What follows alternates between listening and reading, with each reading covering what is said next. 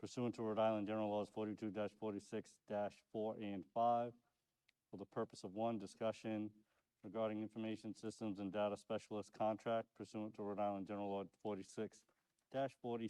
42-46-5A1. Second item being discussion or action regarding East Providence School Department emergency plan pursuant to Rhode Island General Law 42-46-5A3. And then finally, a consider and vote on a motion to adjourn and reconvene to open session. Do we have a motion? I'll make that motion. Motion by Mr. Chonis. Do we have a second? Second. Second by Ms. Azanero. All in favor signify by saying aye. Aye. Aye. Any opposed? Motion carries. We will go into executive session.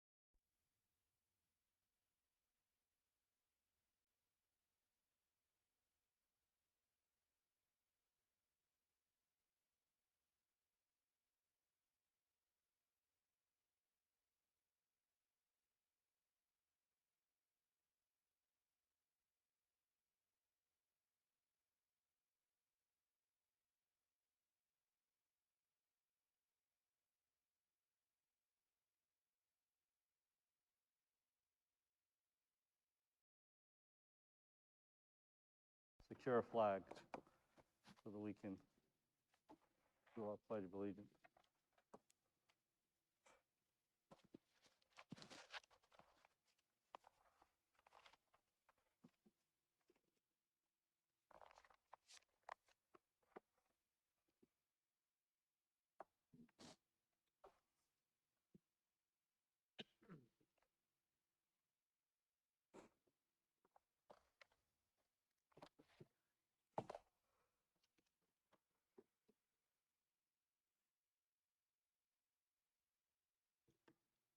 All right, we're live.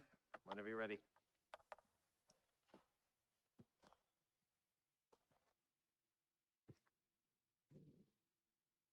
Thank you. You can hold it. Well, don't take it.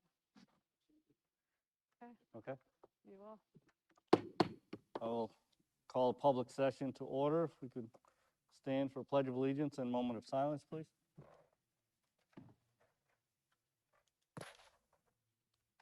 I pledge allegiance to the flag of the United States of America and to the republic for which it stands, one nation, under God, indivisible, with liberty and justice for all.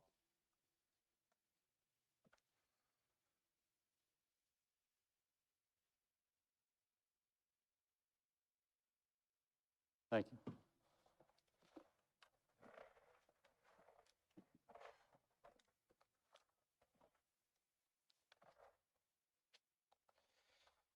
I will report that one vote was taken for the approval of the emergency plan, passed 5-0.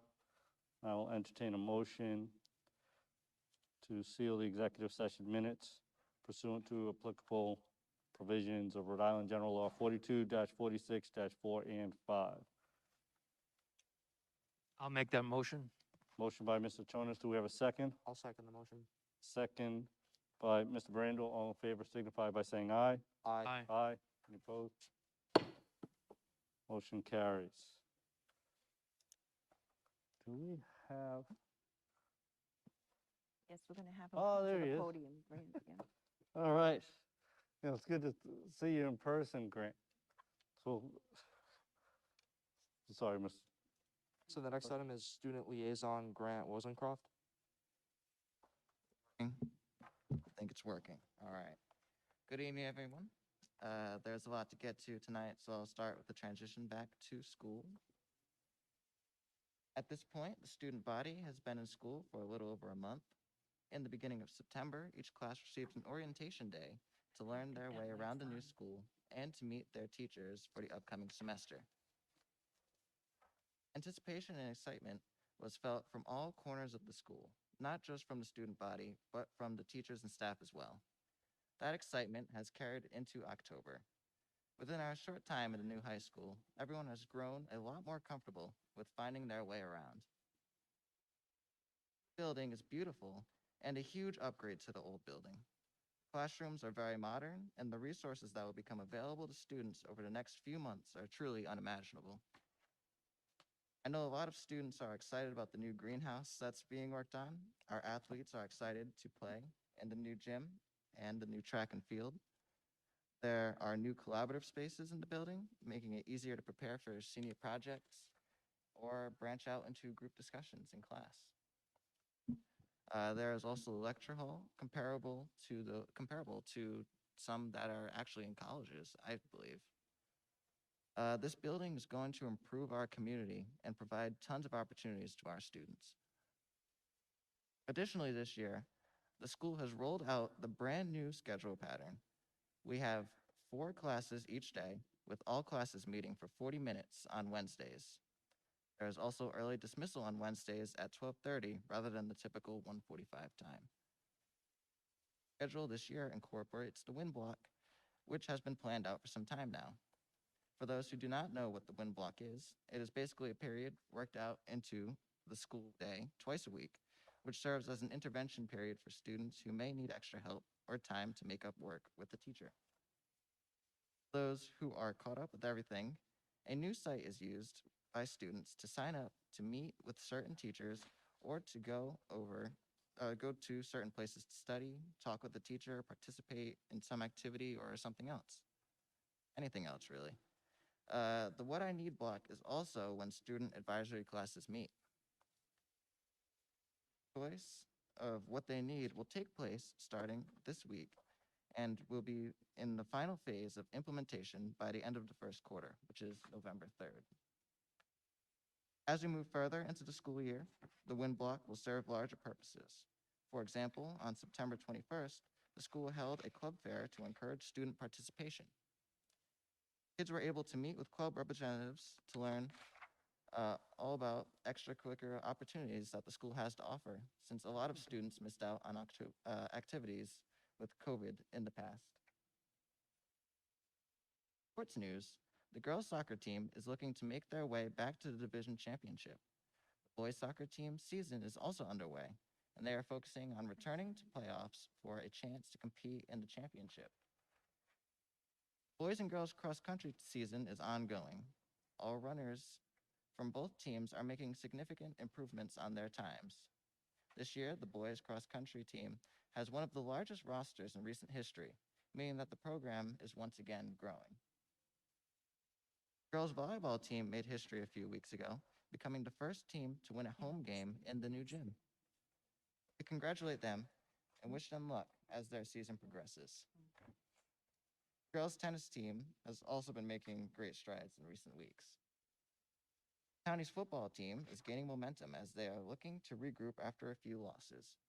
Friday night home games are seeing large turnout from community members wanting to see the new high school and from the student body thanks to the herd, which is looking to get more students involved and engaged in school spirit through planning themes for sporting events. The high school marching band has also, as always, had a great performance in their new uniforms a few nights ago. On October 6th, the school opened its doors to parents and the community for Meet the Teachers Night.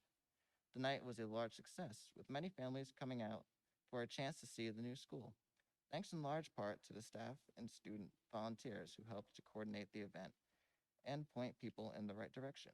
We thank the community for the support and positive feedback. On October 16th, the PSAT will be administered to the junior class. If anyone has any questions regarding the PSAT, they can reach out to the front office. On October 19th is the date for the school's college fair. The college fair will take place from 10:20 a.m. to 12:45 p.m.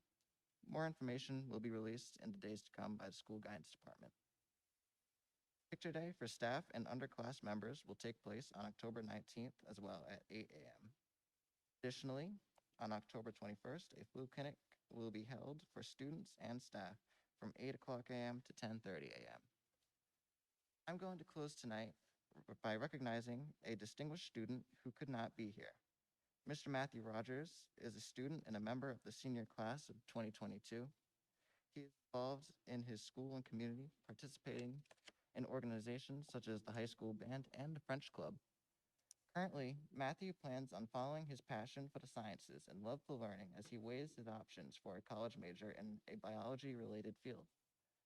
Recently, the 2022 National Merit Scholarship Program recognized Mr. Rogers as a commended student for the combination of his PSAT scores. This is no easy feat. And on behalf of the EPHS community, we extend a heartfelt congratulations to him as he represents our entire community to the country through his academic excellence. Thank you, and that is all I have for tonight. Thank you, Grant. Next item, please. The next item is the consent agenda with communications, correspondence, homeschool requests, and approval of minutes for the September 14, 2021 executive session school committee meeting, the September 14, 2021 regular school committee meeting, and the September 13, 2021 building committee meeting. Any comments, discussions, questions? Entertain a motion. I'll make the motion to approve. Motion to approve the consent agenda by Mr. Brandel. Do we have a second? Second. second by Ms. Azanero. All in favor signify by saying aye. Aye. Aye. Aye. Any opposed? Motion carries. The next item is PTO, PTA, EPLAC reports.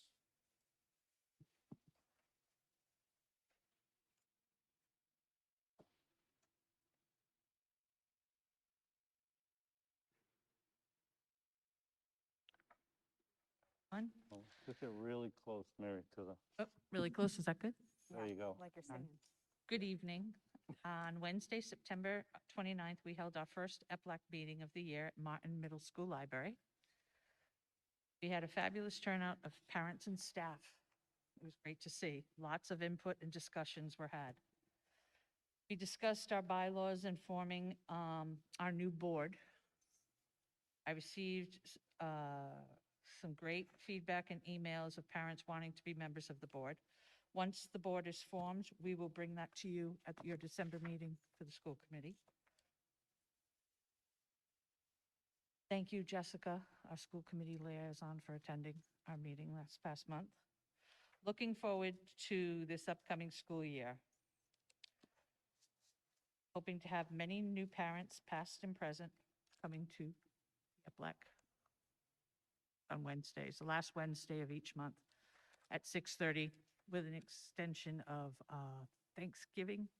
We changed it to the 30th, and I believe we changed the February meeting. But that is on the website. Thank you. Thank you.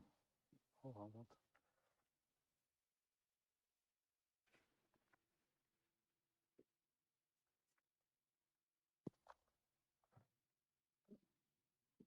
Right, we're good.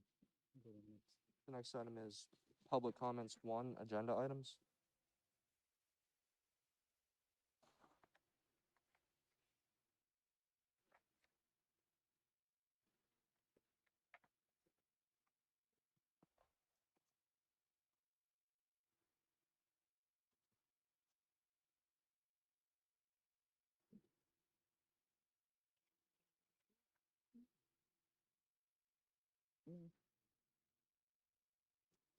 He's either waving us to round third and head for home, or there's.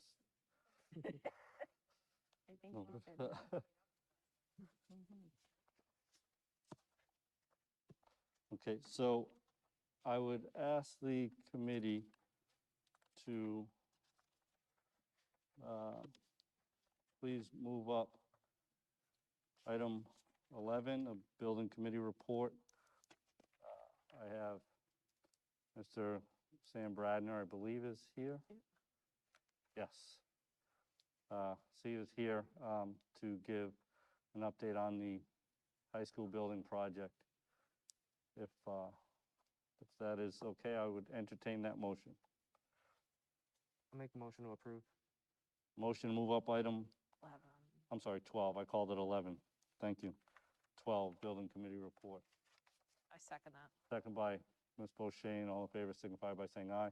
Aye. Aye. Any opposed? Okay. Whoa.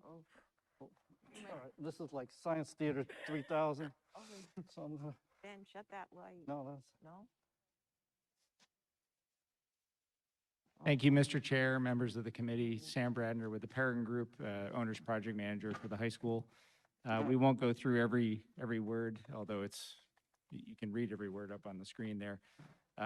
It's a pleasure and a privilege to be before this committee and members in the crowd for your first meeting here.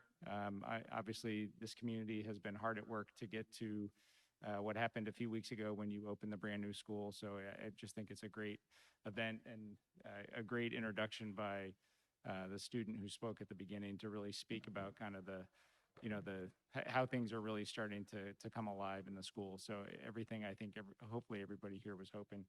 I'll just do a high level touch points on our memo. This was shared with the building committee last night. We have received, and actually it looks like this report is actually last month's, so I'll give you a more detailed update. As probably the committee knows, at the beginning of September, we received a temporary certificate of occupancy for the building. We are working on closing out the final items, and mostly related to just, adhering to any final items raised by the building inspector and the authority having jurisdiction here in the community. Not unexpected, but we are kind of blocking and tackling on all those items across the building. And we're in continuous conversation with those authorities, making sure that everything is meeting their expectations and that we are going to meet this end of October date. We do see from time to time where temporary certificates of occupancy will go 60, 90, even sometimes 120 days after you occupy a building. So it is certainly normal to see that as you're trying to just kind of close out some of these final items that, between the construction team, the design team, and the local authority, making sure that we get all those taken care of and off the list. Things that are going on right now, so Gilbane and their team are working second shift. They actually have teams in there tonight doing a lot of the remaining punch list items. So we've been working both with the district representatives, with our commissioning agent, our design team, to run through a lot of these things that, quite frankly, just couldn't get completed by the time that we opened. And we always knew that there was going to be a lag for some of those activities to happen. So the team is working after hours, after students have left the building, usually 5 days a week, and that depends on availability of materials and some of the other items to complete those issues, those items. We're also working closely with the superintendent and the principal to ensure that any issues that come up on a day-to-day basis, we have a running log with the faculty that Toby works with us to ensure that we're tackling those issues as they come on a day-to-day basis. Just from an overall milestone standpoint, we are about above 85% complete with work in place. And that ties almost directly to how much we've paid out to the construction company, to Gilbane so far, with the remainder of that work really being focused around the abatement, the demolition, and then the site work that'll happen on the front of the property. For folks that drive up and down Pawtucket Avenue and are on site tonight, you can obviously see that that work is actually moving at a pretty rapid pace. We've been informed by Gilbane that we are likely ahead of schedule on it. Well, we are ahead of schedule on abatement. That wrapped up last week. And demolition is now they're really able to kind of tackle demolition a lot quicker now that they're complete with all the abatement work. And then while they're doing that, as they are moving out of areas that have been demolished, they're able to actually start some of the construction work surrounding the fields and all the other site improvements that you have out there. So what you'll start to see is retaining walls going up, footings and foundations for some of the structures out there, like the dugouts, some of the major lighting that has to go in place. And that work will cease, call it the end of this year. They'll go into kind of a temporary holding pattern depending on the weather, but most likely that will happen, and then pick things back up in the spring as soon as the ground is thawed and complete all that work, which is due to be complete really by the end of the summer, early fall of next year, and turned over and delivered for its intended use. And you can scroll through some of the pictures in here. We've used the pictures of the project really to demonstrate to both the building committee and for them to share with school committee and others about the progress. The great thing now is that these pictures are less relevant because we're actually in the space. For the longest time, it was kind of closely held because folks weren't allowed into the building. Now we have the ability to have a meeting like this. We had the open house a few weeks ago that was mentioned. And then obviously the students have been in here since the beginning of the month. So these are now not as exciting as they were a month and a half ago, 2 months ago, when not everybody was understanding the progress that we had out here. But what we can see is even some of the final touches that have been happening over the last 30 days and will continue to happen throughout the fall. And then if we do scroll down, you can actually get a sense of some of the demolition work on the next page to see kind of the scale and the magnitude and how quickly they are moving through that process. It's amazing how quickly the existing building has shrunk.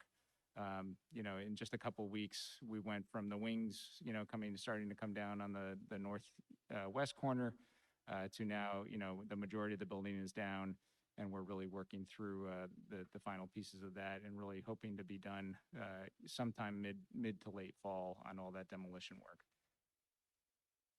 And then finally on budget, you could probably scroll to the next page.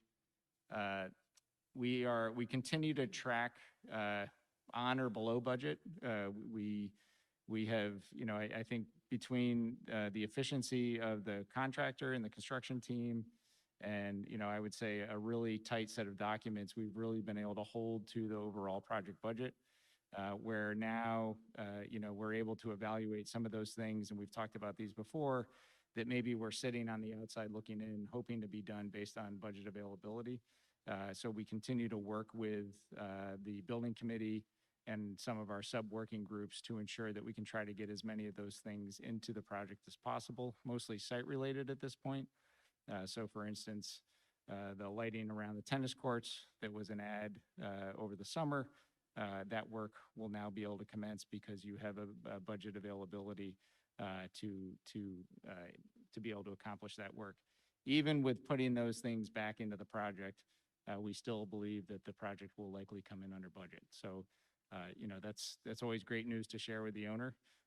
We want to make sure that you get everything you want to put into the project, but also demonstrate the fiscal responsibility to both yourselves and the community as we close out the project over the next year. That concludes my summary. I'm happy to answer questions or go into any other detail as needed. Sam, I'll add that, last night at the meeting, I know Mr. Chonas was there, but to your point, where we are with the budget, we're entertaining or starting to discuss even more items that were identified as potentials, to bring back, and I'll leave it at that because obviously there's a lot of vetting and discussion, but, we're in a good place with that. And I'll put this here for you. And I would just add, Mr. Chair, that, we give the same level of scrutiny to those ads, the same thing that we did when we were first approving this budget. So we certainly don't take our foot off the pedal on behalf of the committee and the community when evaluating, ensuring that the pricing makes sense, that it makes sense for the owner from a use or an operation standpoint before we advance those things. So sometimes they do take a little bit longer to kind of go through a process, but we want to ensure that we're applying that same level of discipline, whether it was day one or day 500 of the overall project. Right. And not to belabor the discussion of the clock tower, but I think it's, since it's not there and it was there at our last meeting, some interesting points, right? So going through that process, when we initially, for those that haven't been following that, we initially thought of keeping it, building a retaining wall around it because it would be below grade of where the road comes in, which was quite a lofty figure in itself. And then we looked at the idea of refacing it, if you will, so that it would at least somewhat have a connection in resemblance to the new building. But there were no available drawings to confirm the structure and the strength and the ability of the clock tower to actually hold any attached materials. And that seemed to show itself in the demolition, because if anyone was watching, you would have noticed that the machine operator started picking at the top of the tower. He took kind of the lid of it off, and he picked at it a little bit, and then he kind of moved away. And then when he came back to the side and he just kind of tipped it over, well, when he was picking at it, it actually wobbled. And out of concern that he could not control what direction that tower fell, the decision was made to just tip it, and it didn't take much to go. But it kind of speaks to, no offense to those that built it, but I think a good decision was made. But and most have seen that there'll be a new tower in the exact same spot at level grade because there'll be the main boulevard coming into the building, and it'll sit on that center strip, prominently displayed, so. Any other questions for Mr. Bradner and the committee? No? Thank you, Sam. Thank you so much. And to wrap up this portion of the agenda, we're going to open up the time capsule that was found in the old building.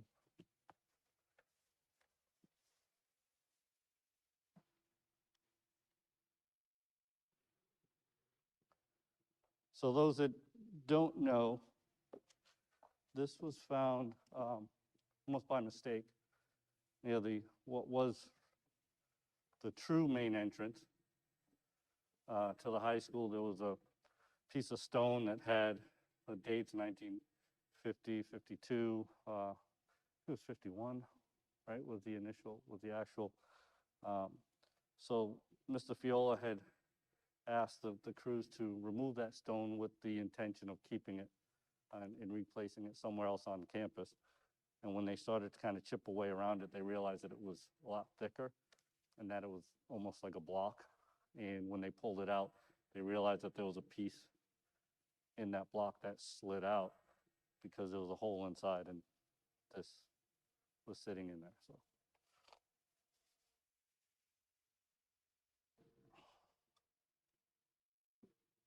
Just like, what do we say? It's like Geraldo Rivera, right?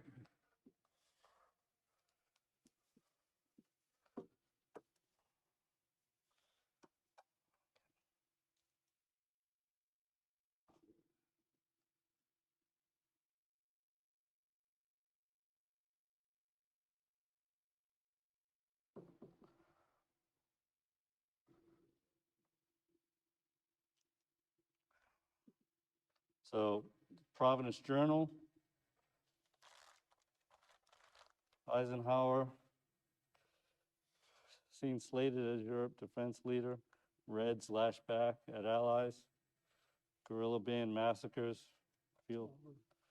Yeah, October 25th, 1950. This is.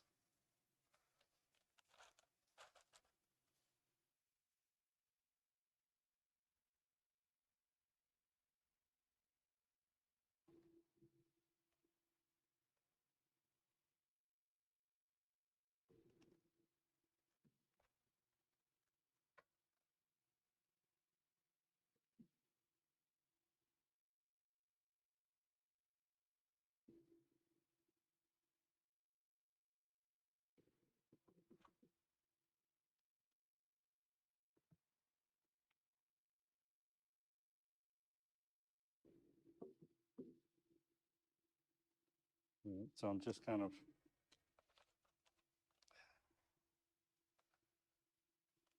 legislation and town meeting action affecting East Providence High School 1967 to 1950. I'm 1867 to 1950 as I move away some of the, so I'm not going to open these pages.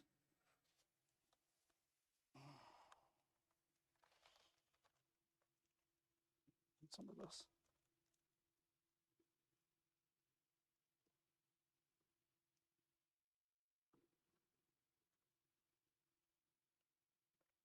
Didn't fare as well, I think, as I think they wanted it to, but. No.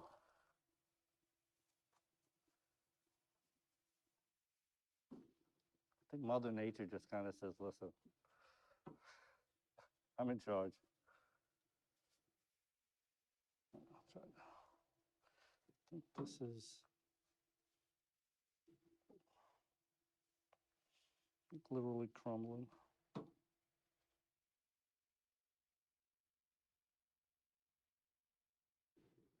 I'm not even going to attempt it. I'm just going to slide that right in there.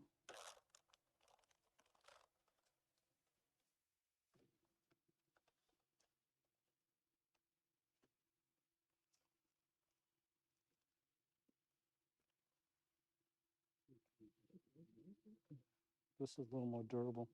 Statement of experience. Charles A. McGuire and Associates Engineers. Maybe they have the drawings to the old clock tower. Actually, probably not, since that one was built in 99.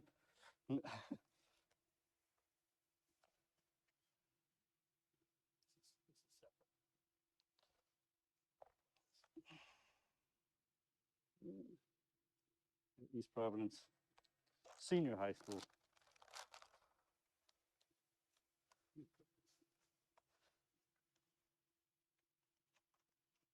You want this?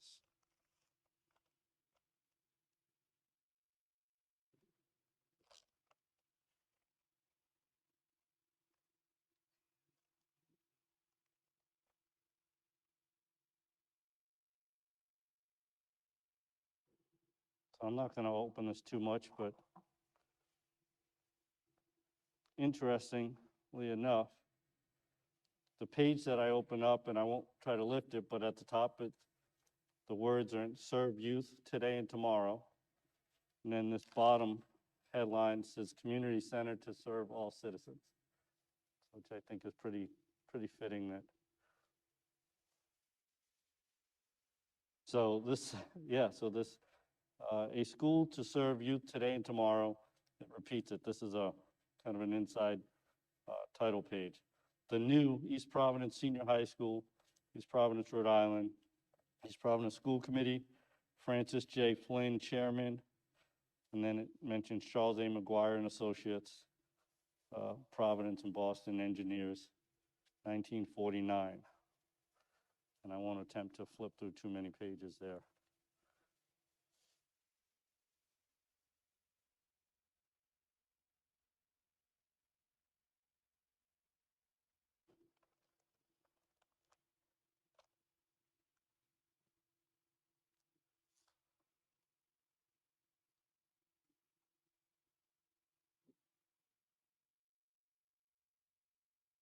Scraps. So we'll just, the rest is just disintegrate. Paper dust. No money. No money. No gadgets. There's no thumb drives in there. No. No Christmas tree ornaments in the shape of a clock tower. So there you go, folks. The idea, I know we've kicked around, we're looking at getting our own new time capsule to place somewhere on the campus. If we can salvage something from this, placing that along with whatever items that are current to today, we've talked about that as well, but I'm gonna leave this on the table.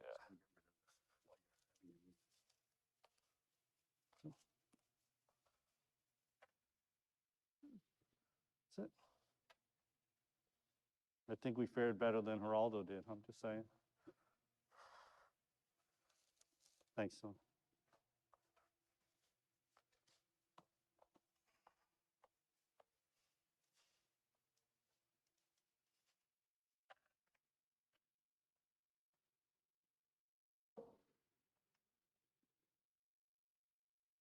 Let's watch that live.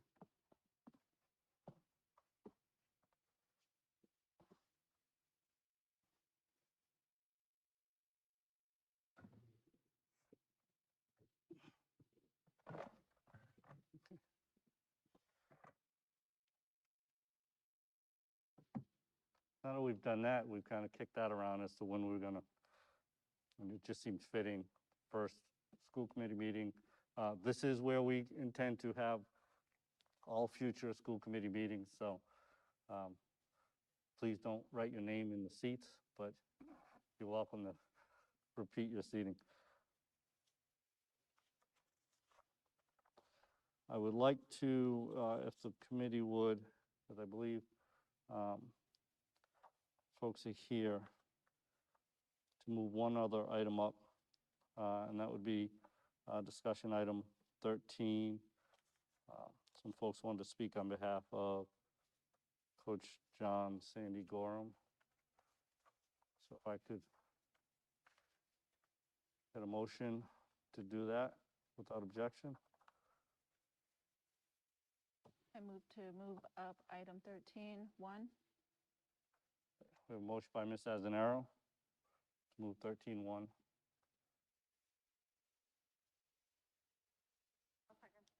Second by Ms. Boshain. All in favor signify by saying aye. Aye. Aye. Any opposed? I figured I'd do this because I know we have a lot of, not that stuff isn't exciting to us, but some folks might not want to sit and listen to it. But, so at this time, if there's anyone that wants to speak on that item, welcome to come to the podium.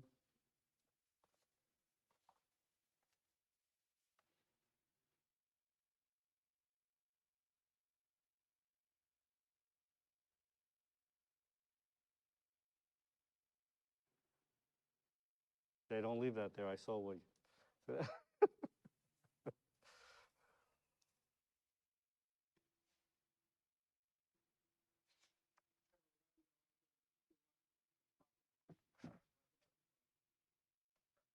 I'll get us in. Thank you.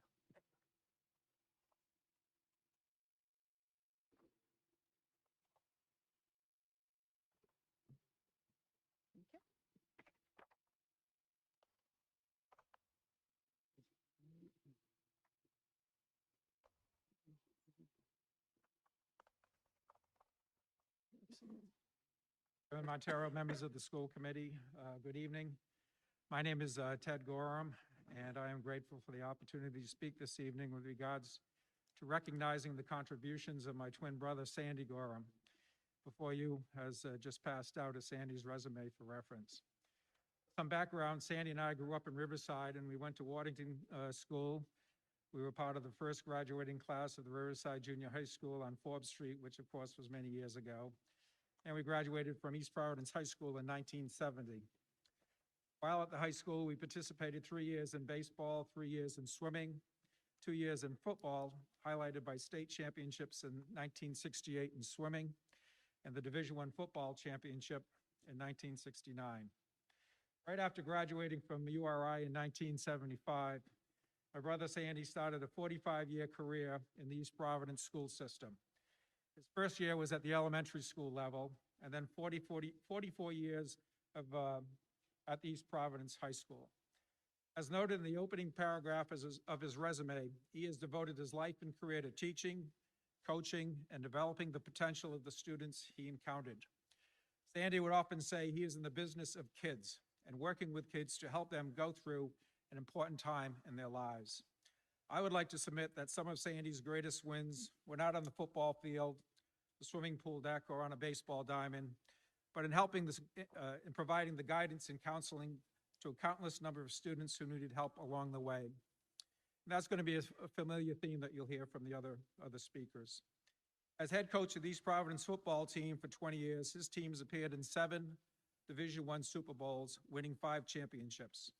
We defeated Hendricken in 1997, 1999, and 2006, and LaSalle Academy in 2002 and 2003. Losses happened to be to LaSalle in 2001 and Hendricken in 2005. Along the way, Sandy was recognized as Coach of the Year in 95, 97, 99, and 2003. He was also inducted into the Rhode Island Football Coaches Hall of Fame in 2003. He also was inducted into the Rhode Island Aquatic Hall of Fame in 1995. He's the only coach in Rhode Island who has the distinction of being both in the Aquatic and the Football Hall of Fame. In 2013, Sandy was inducted into the East Providence High School Hall of Fame. Honored to be the East Providence High School Teacher of the Year in 2019 and 2020, which happened to be his last year prior to retirement. Also of note, Sandy served in the U.S. Army Reserves from 81 to 86, the Rhode Island Army National Guard in 86 to 88, and the U.S. Marine Corps Reserves from 1989 to 1990. In 1985, he was recognized as the U.S. Army Battalion Drill Sergeant of the Year during Summer Training of the Year. That's easy to see while his practices were always well-organized, disciplined, and with purpose. And the gentleman behind me can attest to that because they both played for Sandy for a long time. However, this past weekend, I had the opportunity to speak with Chairman Montero regarding how Sandy's coaching contributions could be recognized. Discussed the possibility of naming the new football field next to, right here, at the high school after Sandy is one option. But also, Joe and I talked about a second option, which I found to be interesting. Second option would be a stone monument, maybe referred to as the Sandy Gorham Coaching Excellence Monument, or something to that effect, as we would work our way through that.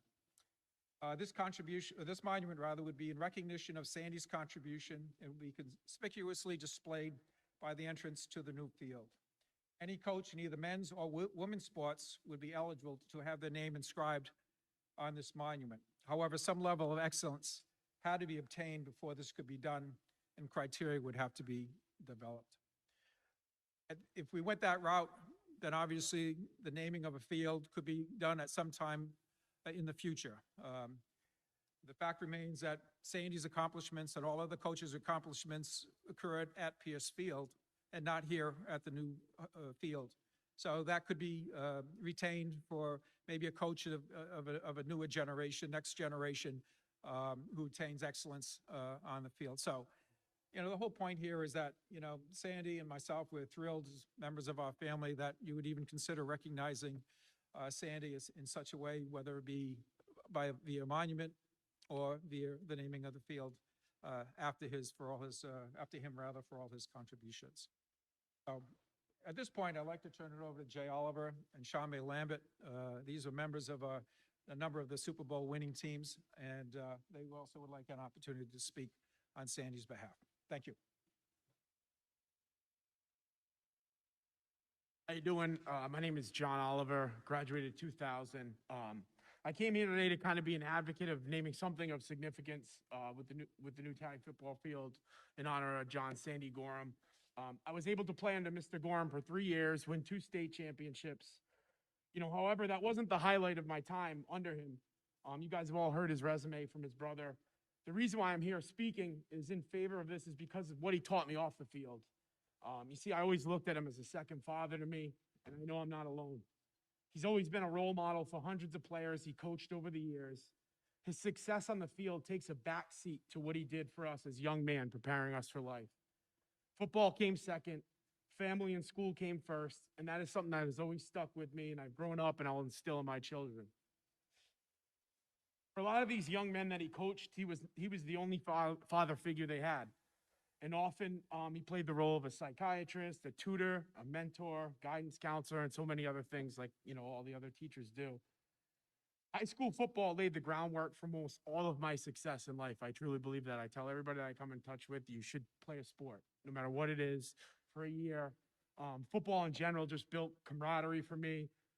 You know, I've had tons of teammates throughout the years, and we can pick it up, and it's like we never skipped a beat.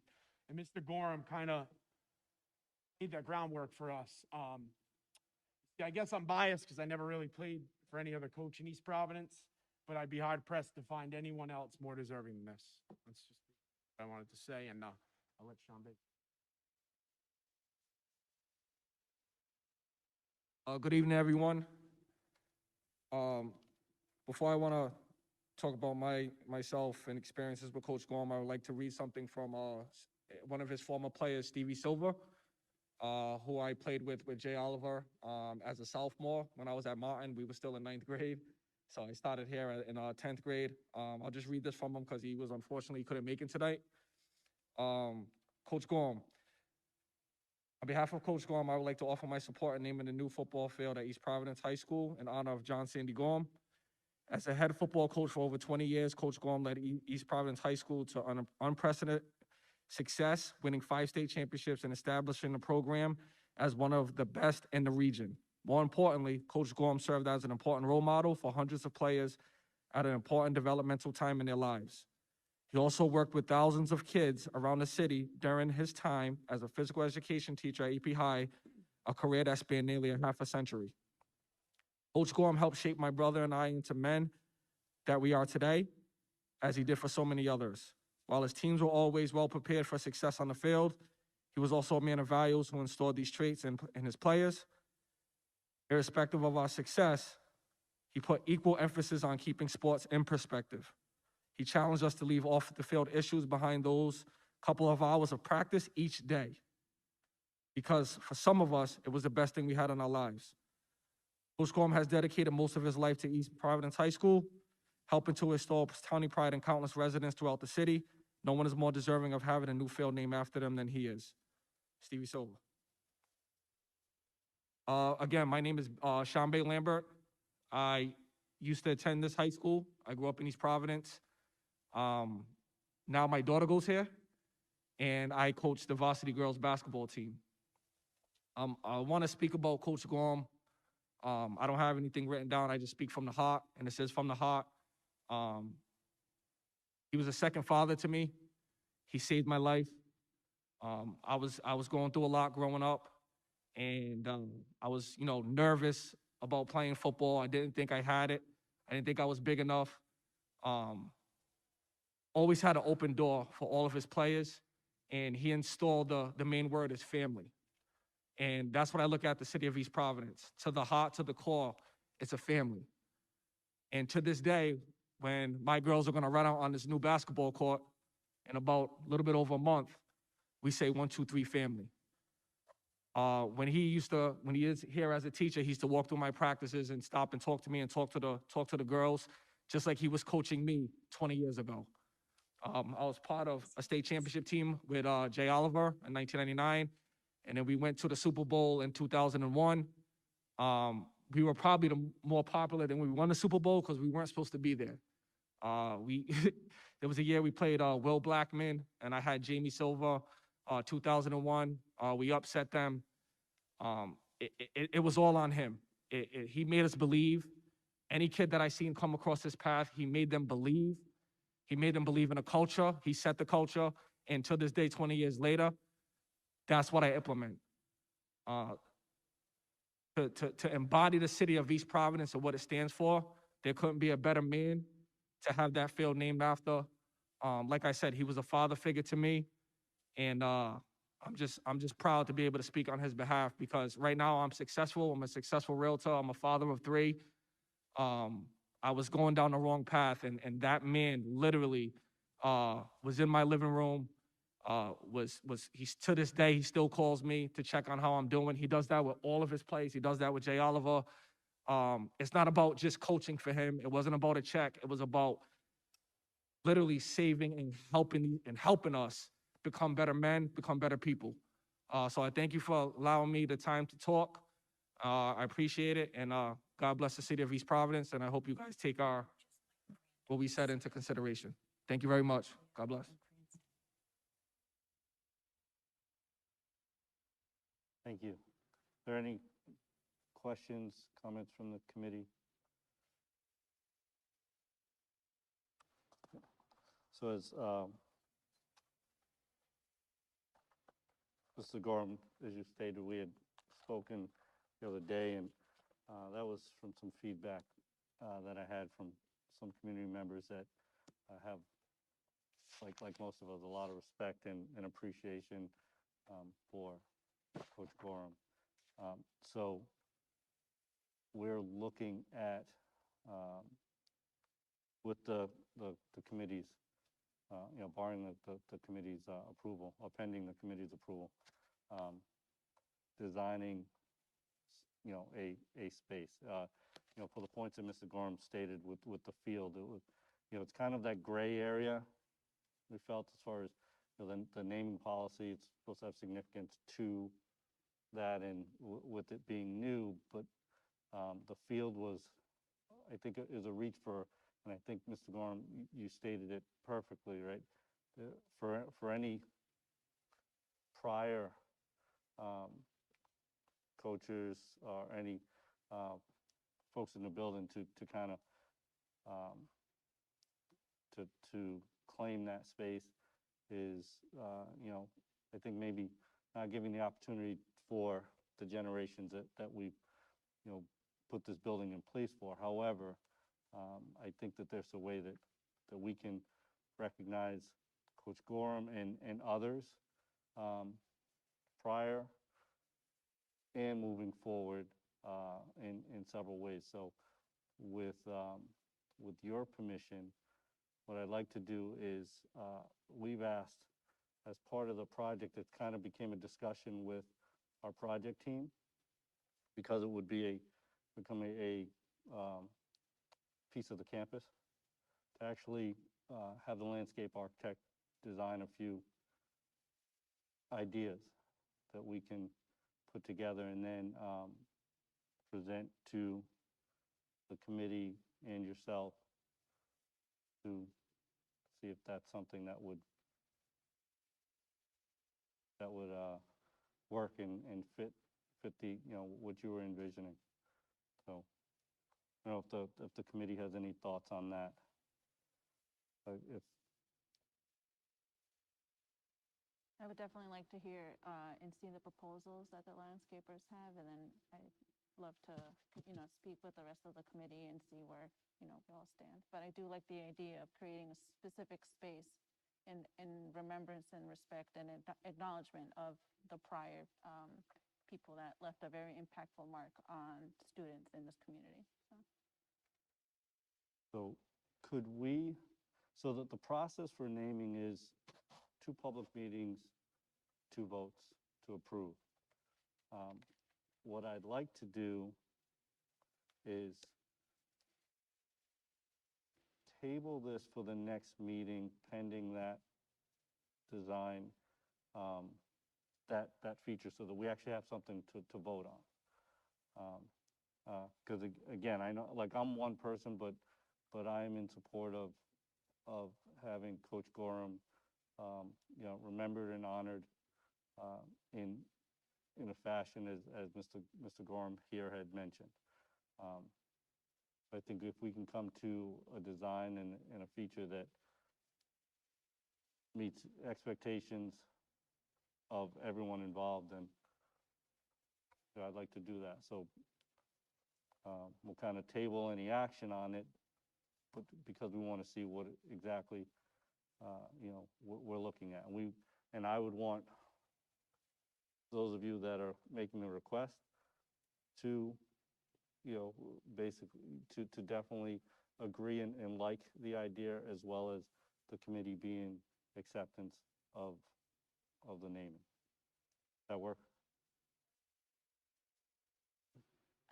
I just wanted to add, I like the idea that you had stipulation in order to, however we're going to put it, so that being a coach doesn't get you to where you are going to be. It's beyond being a coach. So I would love to get some ideas and develop something so that we could put a policy going forward. We're not all going to sit up here, so that won't always be what it is, but at least we could get something on paper to explain how we could go forward on that. And I think the bar is set pretty high with Coach Gorham.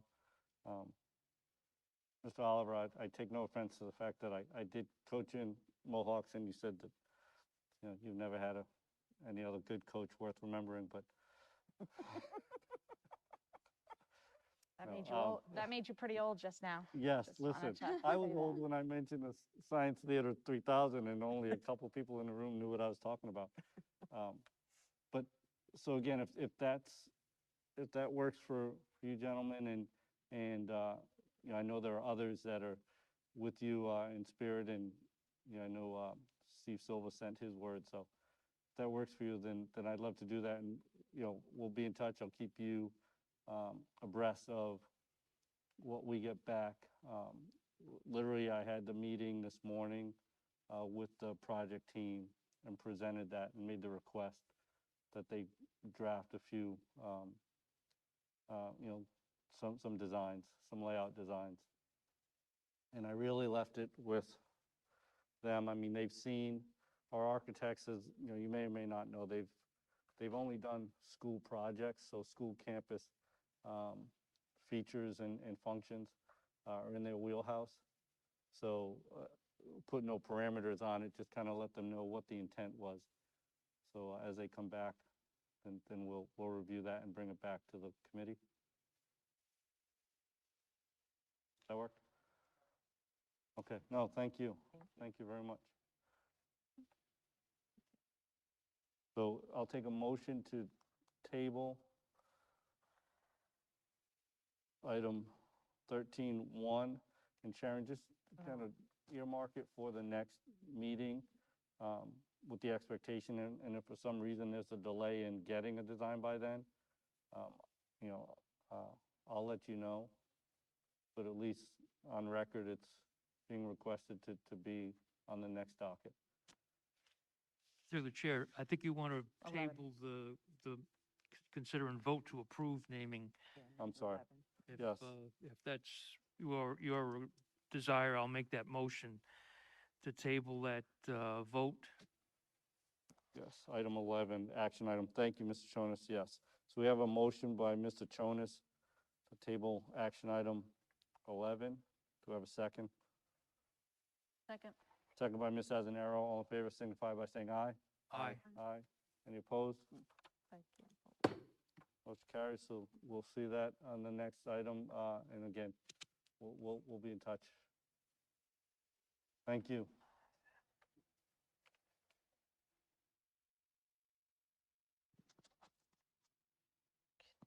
The next item is the superintendent's report with student achievement. Can I make a you want me to make, do you want me to move it up? Number 7? No, I'm all set. Okay, Yeah. good.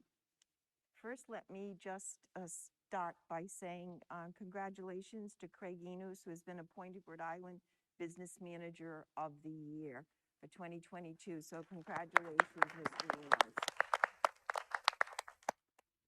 We're going to begin to talk about the various initiatives that are going on in our schools.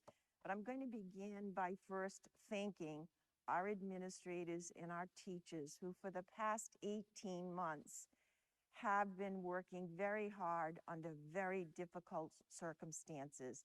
And we are still able to institute these initiatives to improve our student achievement. I think our teachers are some of the most outstanding, and our administrators too, because you need good leaders in order to lead the teachers. And I want to say a great big thank you on our part to our teachers and our administrators for what they have done over the past 18 months. So thank you very much. I'm going to begin first by asking, and I'm going to change the schedule around just a little bit. Uniza Gallant, if she could come up first to discuss the initiatives and MLL.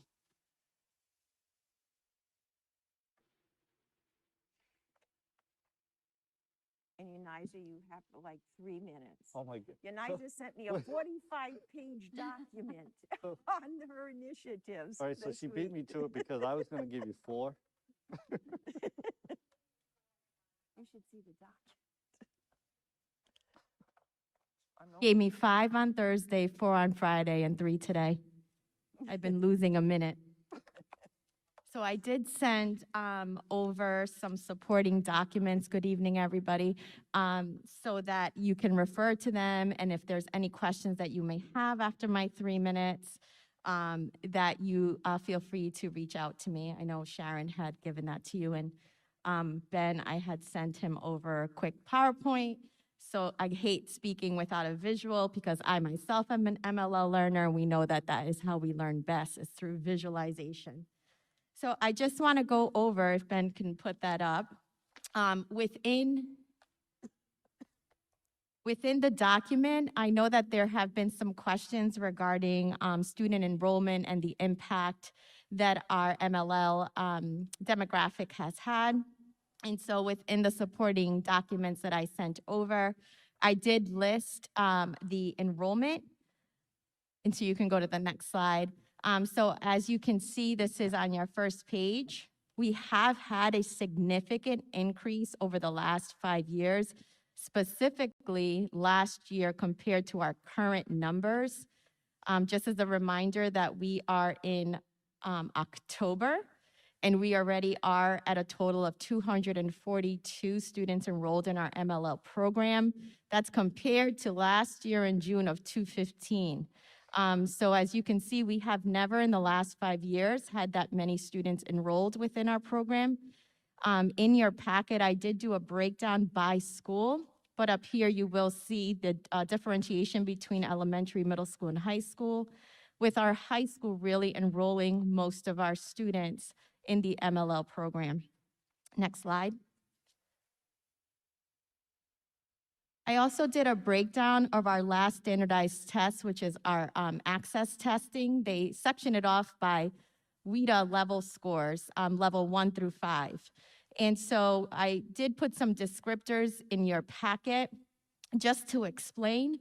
But as a visual, anything level 3 or above is really students that are needing access to our core curriculum with some better strategies on language.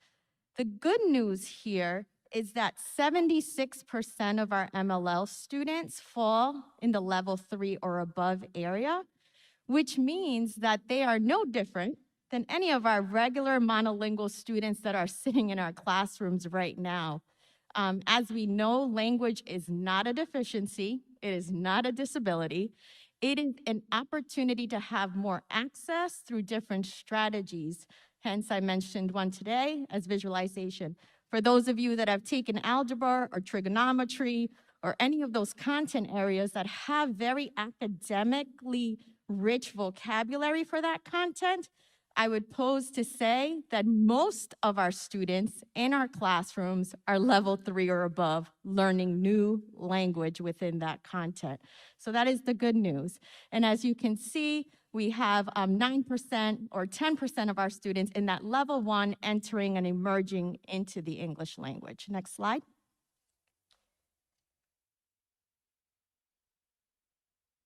So one of the things that I definitely want to just bring to light is the impact that COVID-19 had on our vulnerable population. We did consider our MLL students as a vulnerable population due to the idea that language is social and it is something that must be learned through socialization. We can only learn a language if we practice it and speak it. And so we did consider our MLL students as a vulnerable population. And so I did want to highlight the hard work that our educators did during our 2020-2021 year. As you can see, we had 47% of our MLLs that actually came in person, while 53% chose distance learning.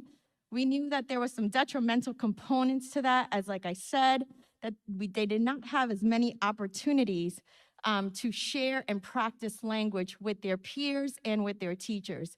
But a big shout out to our MLL team that really, really advocated and ensured some equitable experiences for our students. Some of the highlights during COVID-19 and steps that we took is that we ensured that there were hotspots for our neediest schools and students. That was through some advocacy and pushing to ensure that students had access to high internet access. We made phone calls home to really talk to parents on encouraging in-school learning. We knew that that was the best opportunity for their student and for their child. We also partnered with Lionbridge to ensure that there was translation for our families, so that when they had questions and how their child was getting impacted, and we increased translation for our Portuguese and Spanish community because 75% of our families fall in that category. We also supported the neediest pods in person. That was something we were very proud of because we let data design what it was that we were doing to support our students. We utilized Elevation Platform to make sure that every educator had access. And for the first time, we were able to initiate a benchmarking period where we were able to get fresh and current data to be able to establish some can-do goal setting for our students. Next slide. So in moving forward, some forward thinking and some planning with utilizing our data for our MLL students. We're gonna increase the utilization of our Elevation Platform because it has a strategies component. These strategies are good for all students. And so we have provided access for all of our regular ed content teachers to be able to have access to on-the-spot strategies that they can use to increase learning opportunities in their classroom. We also have elementary extended hours. We're going to be using an Imagine Learning platform, which supports literacy by leveraging that student's home language. That means if we have a newcomer student, a student that is a level 1 student, we want to encourage them to learn literacy through their first language and then transition over into English. We're supporting before and after school learning opportunities, and we want to continue to focus on asset-based thinking. Again, language is not a disability. Language is an asset, and we want to encourage that, and we want to focus. We have an MLL book club that will be starting in December. We're going to be reading culturally responsive teaching for MLLs. And then we are also supporting the middle school initiative, which I'm sure you will hear about today, SRSD writing, as we know that that is one component for our MLL students to pass on access. And finally, we're going to continue to support ESL partial reimbursement for our educators if they are interested in getting certified in ESL. We have 2 educators right now that are participating in the Roger Williams University ESL certification program. How did I do in my time? Yes? Did anybody time it? How much? Oh, okay, so not as good. So thank you, and if you have any questions, but again, I just want to give a big shout out to our MLL team. They are the best team ever, and they just really advocate and ensure equity for our MLL students. And if you have any questions, I'm more than happy to answer them. And again, you have all supporting documents that I sent over for you to look through at another time. Thank you very much. Unice has done a wonderful Thank you. job with our MLL program in bringing it into compliance with all the state regulations required. So thank you, Unice, for all your hard work. I did have one question. Yeah. Oh, geez, sorry. I'm sorry. I don't want to interrupt and, you know. Nope, sorry about that. Go ahead. And if I missed it, I apologize. How are we with students that graduate out and are successful continuing on? Do we have many that come back into the program or into the MLL structure? Are you saying students that exit out and come back in? Correct. So reclassification, we do not have any students that have come back. So thank you for asking that question. Through our Elevation platform, we're able to do some progress monitoring with regular education teachers, where a student is monitored for 2 years after they exit out. That regular ed teacher is able to fill out a progress monitoring report 2 times a year.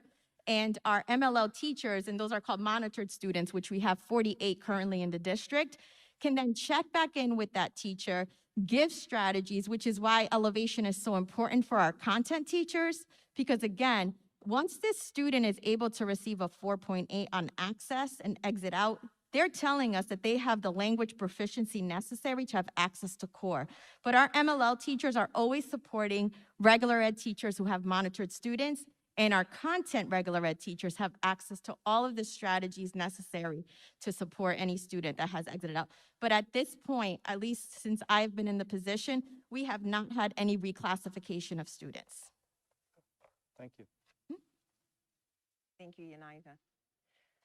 Next, Dr. Bowler would be here, except she got caught in that Southwest airplane cancellation, so she's still in Maryland this evening. But I have her bullets here, so I'm going to give her a piece. We're also involved in what is known as the Right to Read Act, pre-K through 5. And what is the Right to Read Act? July 2019, the Rhode Island legislature passed the Right to Read Act.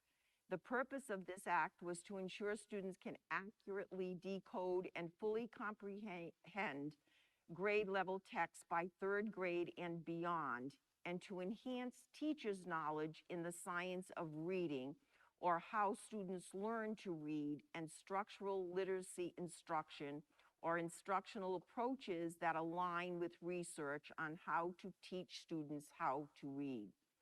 What are the requirements to meet this law? And it is a law, and that's important for you to know.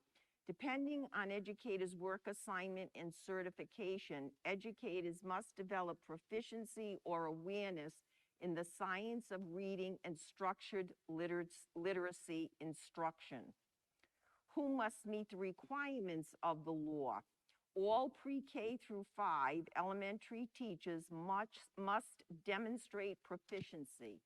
Classroom teachers, early childhood teachers, MLL teachers, reading teachers, special educators.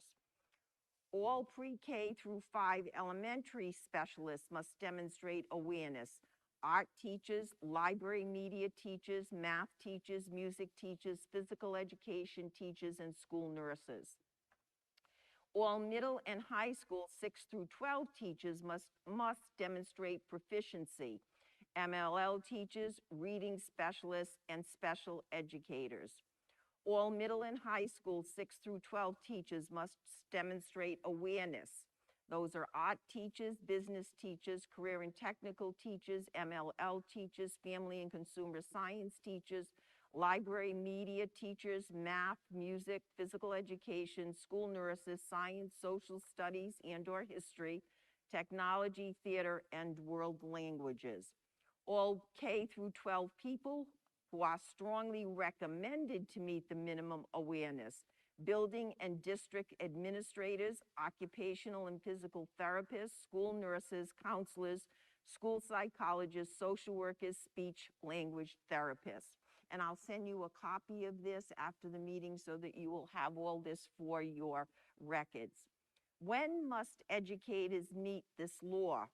All educators who begin employment in the school year 2023 to 2024 and each subsequent year must demonstrate proficiency or awareness of knowledge and practices of the science of reading and structured literacy instruction depending on their work assignment. So everybody must have that by the 23-24 school year. How are we assisting in meeting the requirement?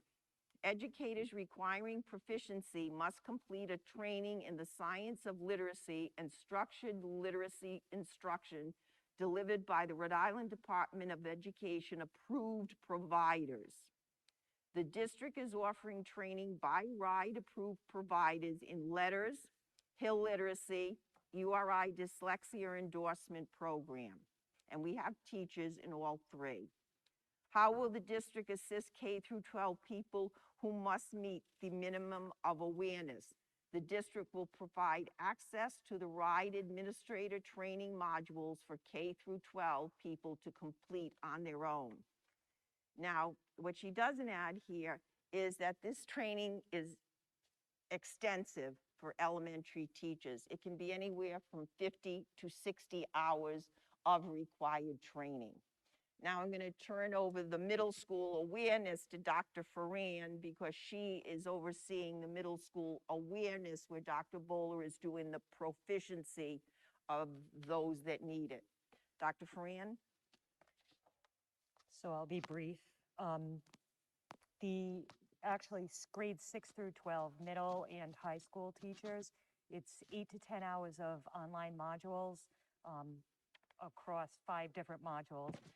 Many of our teachers have completed the first module on the PD day. We have the high school scheduled to do the first set of modules on the upcoming PD in October. So we have a plan as the modules are released to do those through CPT and through our PD days. So we should have all of the 6 to 12 staff that needs awareness training, and actually elementary teachers outside of classroom teachers have started those modules on the PD day also. So that should be completed once all the modules come out by the end of the school year. Okay. Any questions related to that initiative? This is an extensive initiative for teachers. So do we have any concern that this may or may not be reached on time for the elementary school level? Well, Truth. yes. I mean, I'm asking that this is Yes. a lot of work. I mean, oh, yeah. these teachers just got out of COVID. I mean, they're still in it. I mean, Right. I'm, But- and I know. we do have a concern. I don't know what will happen if they don't have it. I can't answer that question, as I spoke to our, literacy coach about that. We don't know what will happen. We're providing it for them, and right now it is, we're providing the learning, so it's free of charge to them. But once our program is over, then they'll be responsible professionally and personally to get this. It's almost like a certification. So it is a law that wasn't developed by educators. It came out of the legislature last year, and all of a sudden we have this law. It is extensive. The elementary that need the proficiency, I told you, is anywhere from 50 to 60 hours. We can't do it within the school day. We cannot do it during our professional development days. Because first of all, the people offering on the RIDE program were booked on those days, but that still wouldn't be enough. So your elementary teachers, whereas the middle school can do it because their hours are shorter, the awareness part. So the elementary teachers are doing it on their own, after school hours. I know that the one program from Hill is 4 to 7, twice a month to start. So yes, we're doing the best we can. We're offering it. We're hoping they'll take the opportunity to do this over the next 2 years. And we'll continue to offer it over the next 2 years for people. Okay, now I'm going to introduce our two coaches, our literacy coach, Kelly Vasey, and our math coach, Crystal Montero. These two women have done a mammoth job. We have 2 new curriculum. Our ELA curriculum came out and COVID hit in March, so we never really completed that. So Kelly is doing that this year with our teachers, and of course our new math curriculum, which is rolling out this year, and Crystal is rolling out that to our teachers. So, ladies. Good evening, everyone. My name is Crystal Montero. I am your K-5 instructional talk math closer? coach, and I'm grateful to have the opportunity to update you on what's going on in the classrooms at the elementary level this evening. This is my colleague, Kelly Vasey. She's going to let you know what's going on as far as ELA goes. Next slide, please.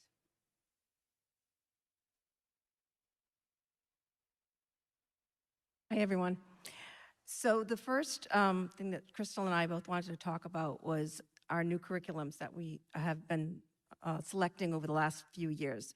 So from my standpoint, as the ELA curriculum coach, we have just adopted the Wonders 2020 program. We adopted it in 2021. That has nothing to do with the name of the program, which was COVID. Yay, that was fun. So really, this is our first year in person with the program. Before COVID hit, we had a full year with a team, which we went through very rigorous training, and it was called the selection process. We had gone to about maybe 12 different days of full training for this.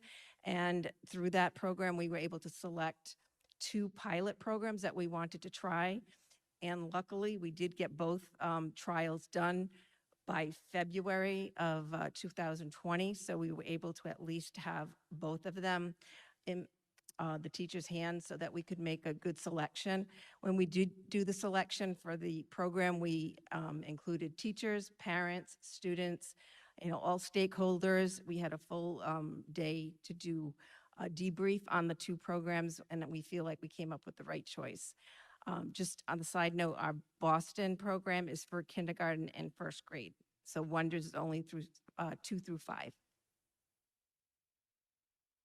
As far as in mathematics, we mirrored the same process that Kelly just described, working with Ed Reports as well as RIDE to come to a conclusion of iReady Mathematics, which myself and Amy had given you a presentation on last spring, I believe. And so we have adopted that. We've started the rollout this year. We've launched it in every elementary school with supports from all stakeholders as well. And we're off and ready to go. We're lucky enough we are not starting it in a full COVID year, so we do have some in-person coaching as well as supports from curriculum associates coming in on the statewide PD day for the 25th. Teachers were giving an extensive let's say, training from curriculum associates at the beginning of the school year. We have another one on October 25th, and then there'll be individualized trainings for teachers specific to elementary schools. So it's basically based upon the needs that the principals and the teachers select, and curriculum associates is going to go in and do kind of a tailored PD toward the end of the school year. So we want to give you just a little taste of our diagnostic, and it's actually, you know, a universal screener that we use throughout the district for both math and reading. It is iReady, and it does match clearly with the math program that we're using. It's given 3 times a year, so we give it at the beginning of the school year. All students, K-5 just recently took it, and we'll give it again at the middle of the year as well as the end of the year. And this basically provides data on each of our students in specific domains. So for math, there's 4 domains that we look at to make certain that students are proficient, and then ELA has specific domains as well. The assessment itself is on the computer. It is adaptable. So basically what it does is as students answer questions, it will adjust its level. And at the end, we get what we call in education that sweet spot of where kids can be, you know, individuals as far as their instruction. So it will then create individual lessons for students when they have their iReady time. It gives school-wide data as well as district data as well as individualized student data.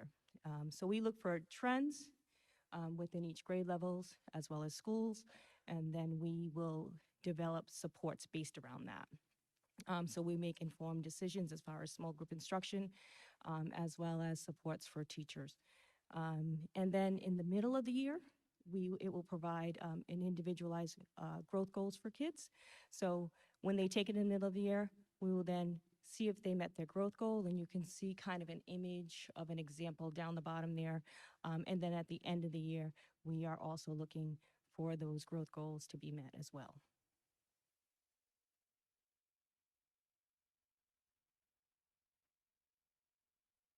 So when we decided on how we were going to do our presentation today, we were asked the question, how are we closing the gaps, especially from COVID? And so both Crystal and I, we do a lot of analyzing of data. So we start with iReady, which is given, like Crystal said, 3 times a year. That's kind of our baseline, but it's just a beginning. We triangulate all of our data.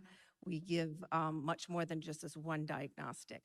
So from that point, we will also, for myself, the Wonders assessment is given, and we look at those results with a team, especially our reading teachers and our math curriculum leaders, and we have a flow chart, which we did not put up here, but it tells us which further diagnostics that we need to give to each student. So everyone starts with a screener, and then based on how they do, we give them further diagnostics to probe down to the very basic need that they have. And it's all based on science and data, and it's sequential. So we start with the most basic and we move the students through it. So from there, we have our data meetings, and we do, the data meetings are very involved, and it's really a team effort.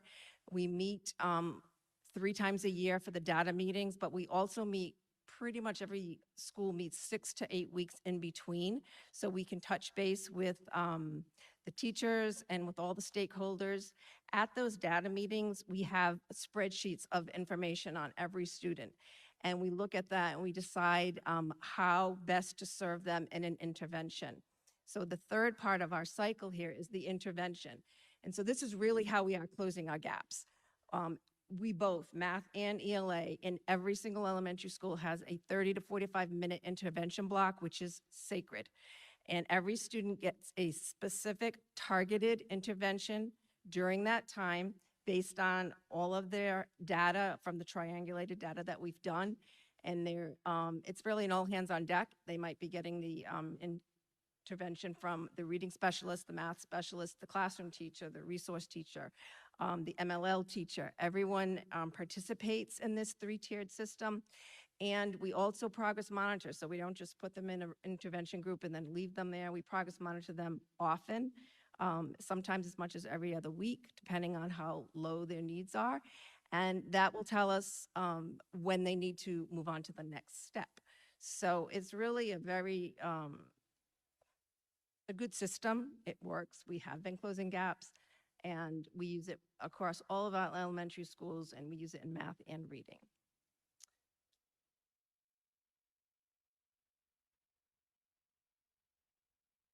Going to go to the next slide, Ben.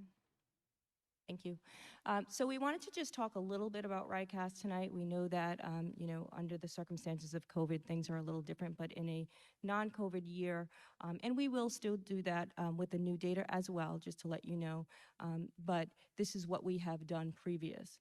It is a non-categorized year this year for obvious reasons, because the data is unreliable, because we had kids in and out of school, some kids, you know, not taking the test until they came into school to take it. So there's lots of variables there that I think we as educators really need to consider when we look at this year's data that will be coming out. In previous years, we take a look at that data. Again, it's another data point. We do use multiple measures. So we're looking at the whole child always.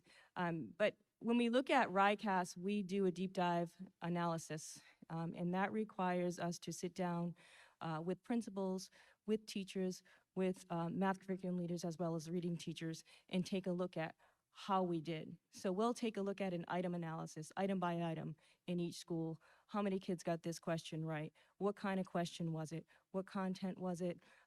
Which domain was it? What was the item type? Was it a constructive response? Was it a short answer? We take a look at all of that, and then we'll lay that out and then come up with a plan of action to look for trends.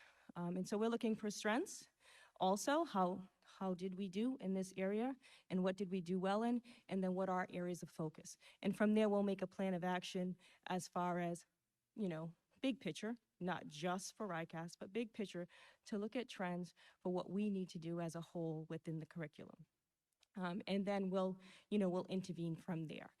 I'll give you a quick example. One of the things that we have found in math, word problems, problem solving has been a challenge based upon the data that we're seeing. Not only the RICAS data, but the data within the day-to-day basis. So we have systems in place. As a matter of fact, I was meeting with the school today to talk about the 5 steps to problem solving and teaching kids explicitly how to attack those problems. So that's one of the things that have come out of this type of data.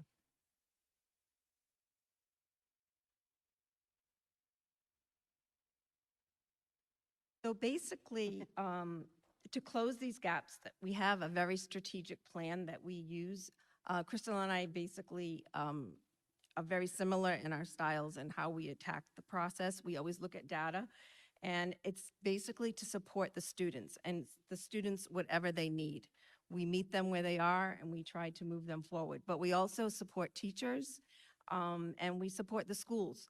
So we support all 7 elementary schools, and even though our systems are universal, each school's needs might not be. So we try to look at the individual schools, the individual teachers. Some of them need different things, and then also the individual students. But our goal is definitely to support and meet the needs of everyone and give them what they need. This is just a little example of our Bitmoji pages, which kind of assist the teachers with strategies and information and things that they might need throughout the year. So we just, a good way to say thank you and close it out. If you have any questions, we'd be happy to answer any. Yes, I have a question. Hi, go ahead. Thank you. For the iReady, how long has that program been used? Started, was it 2016? I believe it was 2016 we have had it, so we can compare data from year to year. And interesting enough, looking at this year, this fall compared to last fall, compared to previous falls, we definitely see trends. Usually the trends are always going up. We've had a few setbacks at the beginning of this year, specifically like in my area, it's been phonics. We usually would be moving ahead every year. We've had a little bit of a a backdrop with COVID and the situation last year. Thank you. You're welcome. Okay, these two ladies, these two ladies do a wonderful job. They provide the professional development for our teachers. They man those data teams. They do the analysis and preparation. As they mentioned to you, they operate in the schools, and every school's culture is a little bit different, and every school's needs are a little bit different. So I want to thank them for the work they do. It's not easy, and they do a wonderful job with that. So thank you very much. I have one question, I'm sorry. Which I know is a mammoth task. From the time with the iReady, when you get your results, and you said 3 times a year the testing happens, and then you review the data with the team and come back. So what would you say the time that you can actually adjust supports for students based on that? And you know, I'm saying this thinking back to, you know, my first years in when we had, you know, kneecap or something, right? Like once a year, and we would always say, by the time you get the results, the students have moved on. So this is. No, good question, though. That is a very good question. No, we adjust constantly. We give the iReady basically not the very first week, but starting the first full week, we give the iReady, and within 2 weeks, we've already made our groups. So we have given the iReady, looked at the results, gone through the flow chart, given our follow-up diagnostics, grouped the students, and then we have our data meetings usually by 2 weeks, and the kids are set in groups. And then the whole process is not for them to stay stagnant. So we tell the teachers, even though we might not meet again for a data day for 6 to 8 weeks, once they've met their goal for 2 or 3 times, we move them on. We do not want people just staying there because we haven't had a chance to meet officially. So they are very fluid groups, even who the reading teacher and the math curriculum leaders who they take on their caseload is constantly in flux. It's all depending on the data and how the students are performing. So it's definitely a good question because they are not set. It's not like once a bluebird, always a bluebird, that type of. In addition to what Kelly said, we use some progress monitoring tools to monitor progress, and then we make adjustments as we see fit. So kids are definitely, we have flexible groupings, which we're always looking to move kids. Kids are not to stay stagnant. Progress. Thank you. Well, now, so it might be to Dr. Ferran. So once 5th grade is done, who does all their work for the middle school level? What do you mean? Well, the kids are still taking iReady testing to see where they are. On the middle school level? Yeah. I think you're going to hear that. Well, I know what they're going to talk about. That's going to be about writing. So I just want to know who's doing what they're doing at the middle school level. So they have teams that work on that at the middle school also. But we don't have them at the No. middle school. No. We don't have the coaches, no, but so it's principals, guidance counselors help to group based on the data this year. I think their MTSS team also helped out to group students. Takes a little longer although I think they did it all in one day. Is that correct? If I remember, yep. They did it all in one day, but I mean, we have a lot more students to do, and the intervention looks a little different at the middle school, obviously. So they go into classes for intervention as opposed to in-class intervention. Yeah, department coordinators, which elementary doesn't have. But the middle school is not only going to talk about literacy, I think writing. I think they're going to talk about other initiatives that are going on. Well, now I just put you on the spot, so I'm going to have to ask you that question now. Yeah. It just seems like it would be beneficial to have these ladies or sort of people like her at the middle school level, since we're doing the same testing and we're doing exactly the same thing at the middle school level. We actually did have people at the middle school that did this prior to this year. We had instructional coaches, one at each middle school. And we don't have those anymore at the middle school. So the principals are doing it with their team. Because you don't have anything else to do. All right, the middle and high school initiatives, Bob Perry and Bill Black.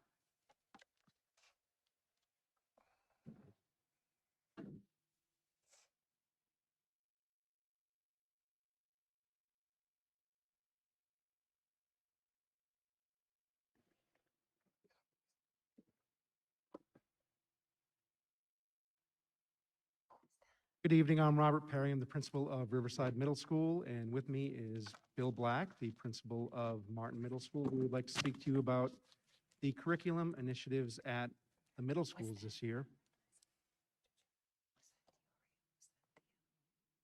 Next slide, please.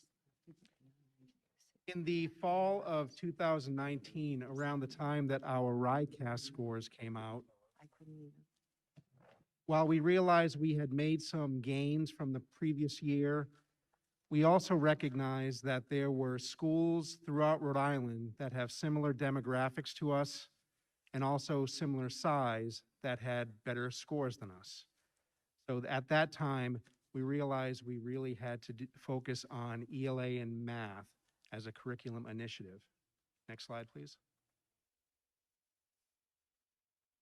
Superintendent Crowley called the leaders, the teacher leaders from each of the middle schools, along with the administrators.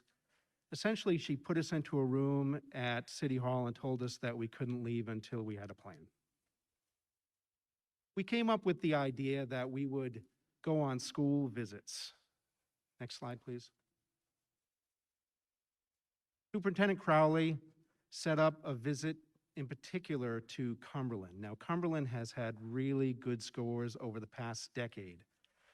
We met with the superintendent, the assistant superintendent of curriculum, their district curriculum leaders, as well as the 2 middle school principals, and we decided that the one thing that we came away with was a very potent writing program at both the middle schools in Cumberland. Next slide, please. We identified the SRSD writing program, and this stands for Self-Regulated Strategy Development, as one that was well regarded throughout the state. In general, self-regulated, the students become self-regulated to use strategies in the development of their writing.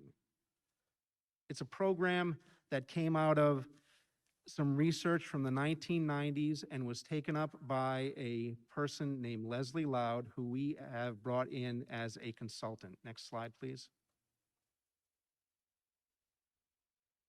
Of course, this was planned to be implemented in the 2020 school year. However, after we were out after March, we were able to come back to it this past spring. We brought in Leslie to work with our ELA and social studies teachers to align our curriculum. Now, it's important that we note that the social studies teachers are taking on a pretty heavy load this year, along with the ELA teachers. And the reason that that's important is because what we found was that kids have used strategies in ELA classes for a long time, writing strategies. But what we found was that they weren't going into their next period and using the same strategies of writing. It seemed like there was some kind of a disconnect. So because of that, we have taken on the social studies teachers as well, and we understand how important writing is to the social studies curriculum, and it's also going to be implemented across all curriculum. Slide, please. This past spring, as we said, and summer, we worked with Leslie on the SRSD, and also this year, in our first 2 professional development days of the year, we started that programming as well. And the plan is that we are going to work on this year, next year, with the hope that, of course, when the standardized tests come, the RICAS comes, students will have some of the competencies to help them, because so much of the RICAS does entail writing. I'm going to move on to Mr. Black here, who is going to begin to talk about our math initiative. All right, thank you. So just to answer the question earlier before we came down here, just to clarify a little bit, we do get the data from the 5th grade teachers that our esteemed colleagues talked about earlier. So we get that, and we're able to make some decisions with that. Mostly we look at the mid-year data because our scheduling needs to get done at an earlier point.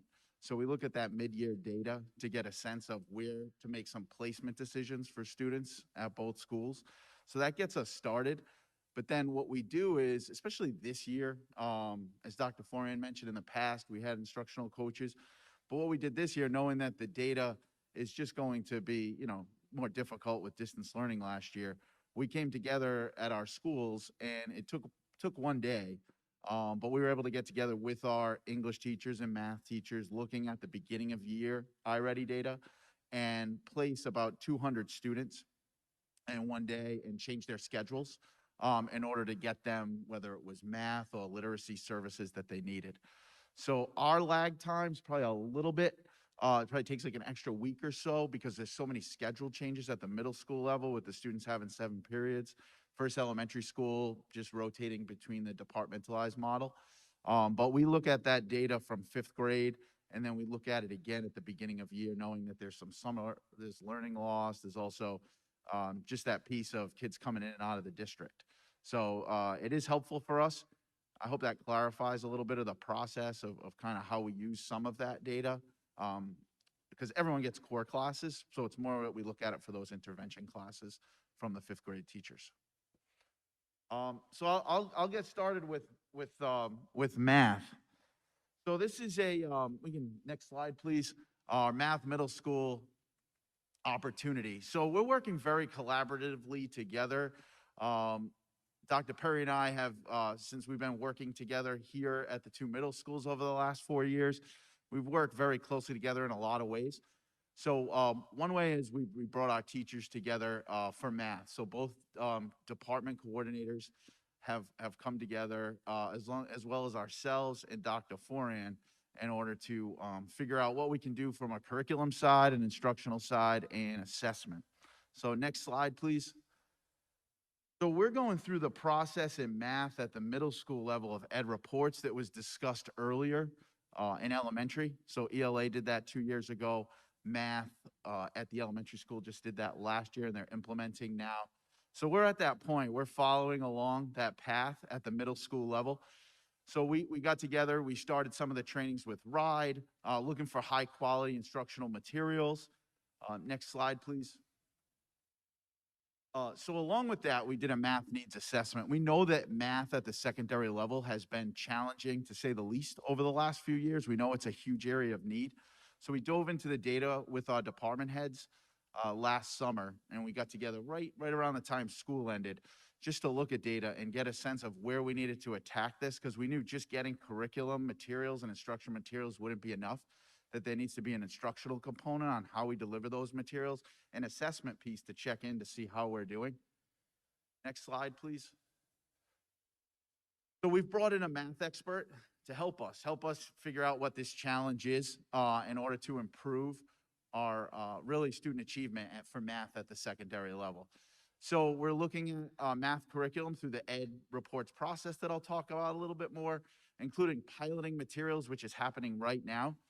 We're also, in addition to that, looking forward to bringing more of a leadership development piece and to help our department coordinators from the math side get leadership in terms of running their department and looking at tools to help in terms of improving instructional strategies. Next slide, please.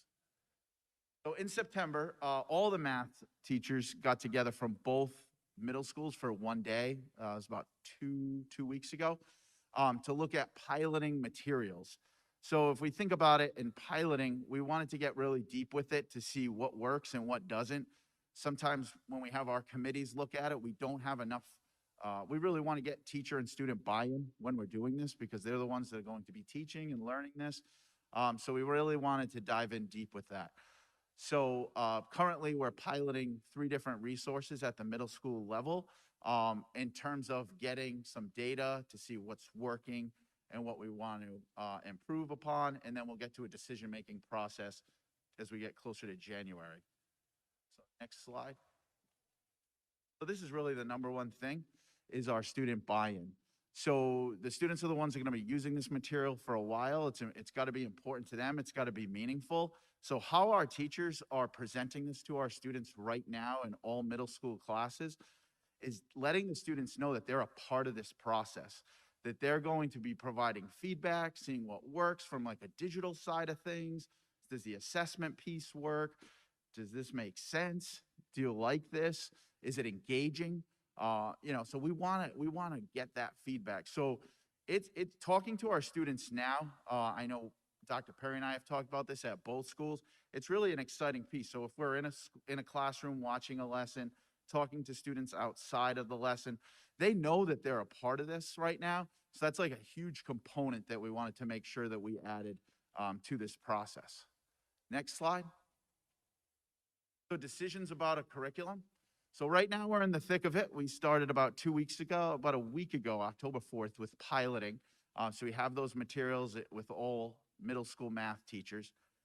We're going to come together as a group, and in January of next year, just in a few months, is our goal to come up with a decision of what we're going to choose for a curriculum going forward. So based on all that input that we get and feedback, to make a decision for what our curriculum is going to be for the 22-23 school year. Next slide. So collaboration and best practices, it's really all about collaboration. So our department coordinators have done a lot. This isn't just something that you call a company and just get a couple things in the mail and then roll it out to 1,200 students. It takes a lot of prep in between. So they've been working really hard along with our math teachers, helping to make sure that we've got a process to get this piloting in, that everybody has the materials that they need, that they have the time, and our PD seeing what's working and what's not. We're frequently checking in with them. So our goal is to roll this out for this decision for January, but then we want to get to the instructional piece for the second half of the year. So that's going to involve, I talked a little bit about that leadership development, but that's the feedback, co-teaching, modeling lessons, really some strong practices to help with math instruction. So that's where our experts come in, and that's where I really train the trainer, and our department coordinators will get stronger in that area. So that's something we're doing at both schools and really collaborating together to make sure we're on the same page. Our department coordinators are in touch with each other multiple times during the day to make sure that this process is working. And last slide, I think. Says in closing, it's the last slide. So this comprehensive plan to support the middle school students and get them where they need to be prepared for high school right here and beyond. So our teachers are supported with professional development, so they have the tools they need to increase student achievement. So we really feel strongly about this plan for students and for teachers to prepare them for going forward in math. That was our last slide. Can we answer some questions?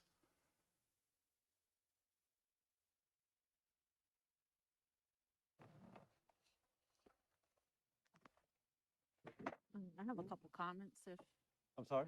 I have a couple comments. Yeah, please. I just wanted to say that I'm very, very happy with this presentation, especially with the writing program and stretching that across the other subjects as well. That's very innovative from my perspective, and encouraging to see that you guys are really thinking outside of the box to make sure that we're tackling those subjects that we are struggling, and not just us, other places as well. I just have a couple of questions for the math in particular. Did you also go to other schools and that are outperforming in those subjects and seeing, what's working for them as well, like you did for the English?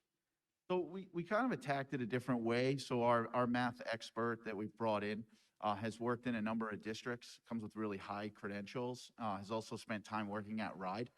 So she's really been able to provide us going through this ed reports process in other districts in the state that had adopted it before us. Also coming from a background as a middle school math teacher before becoming a principal and now in this role.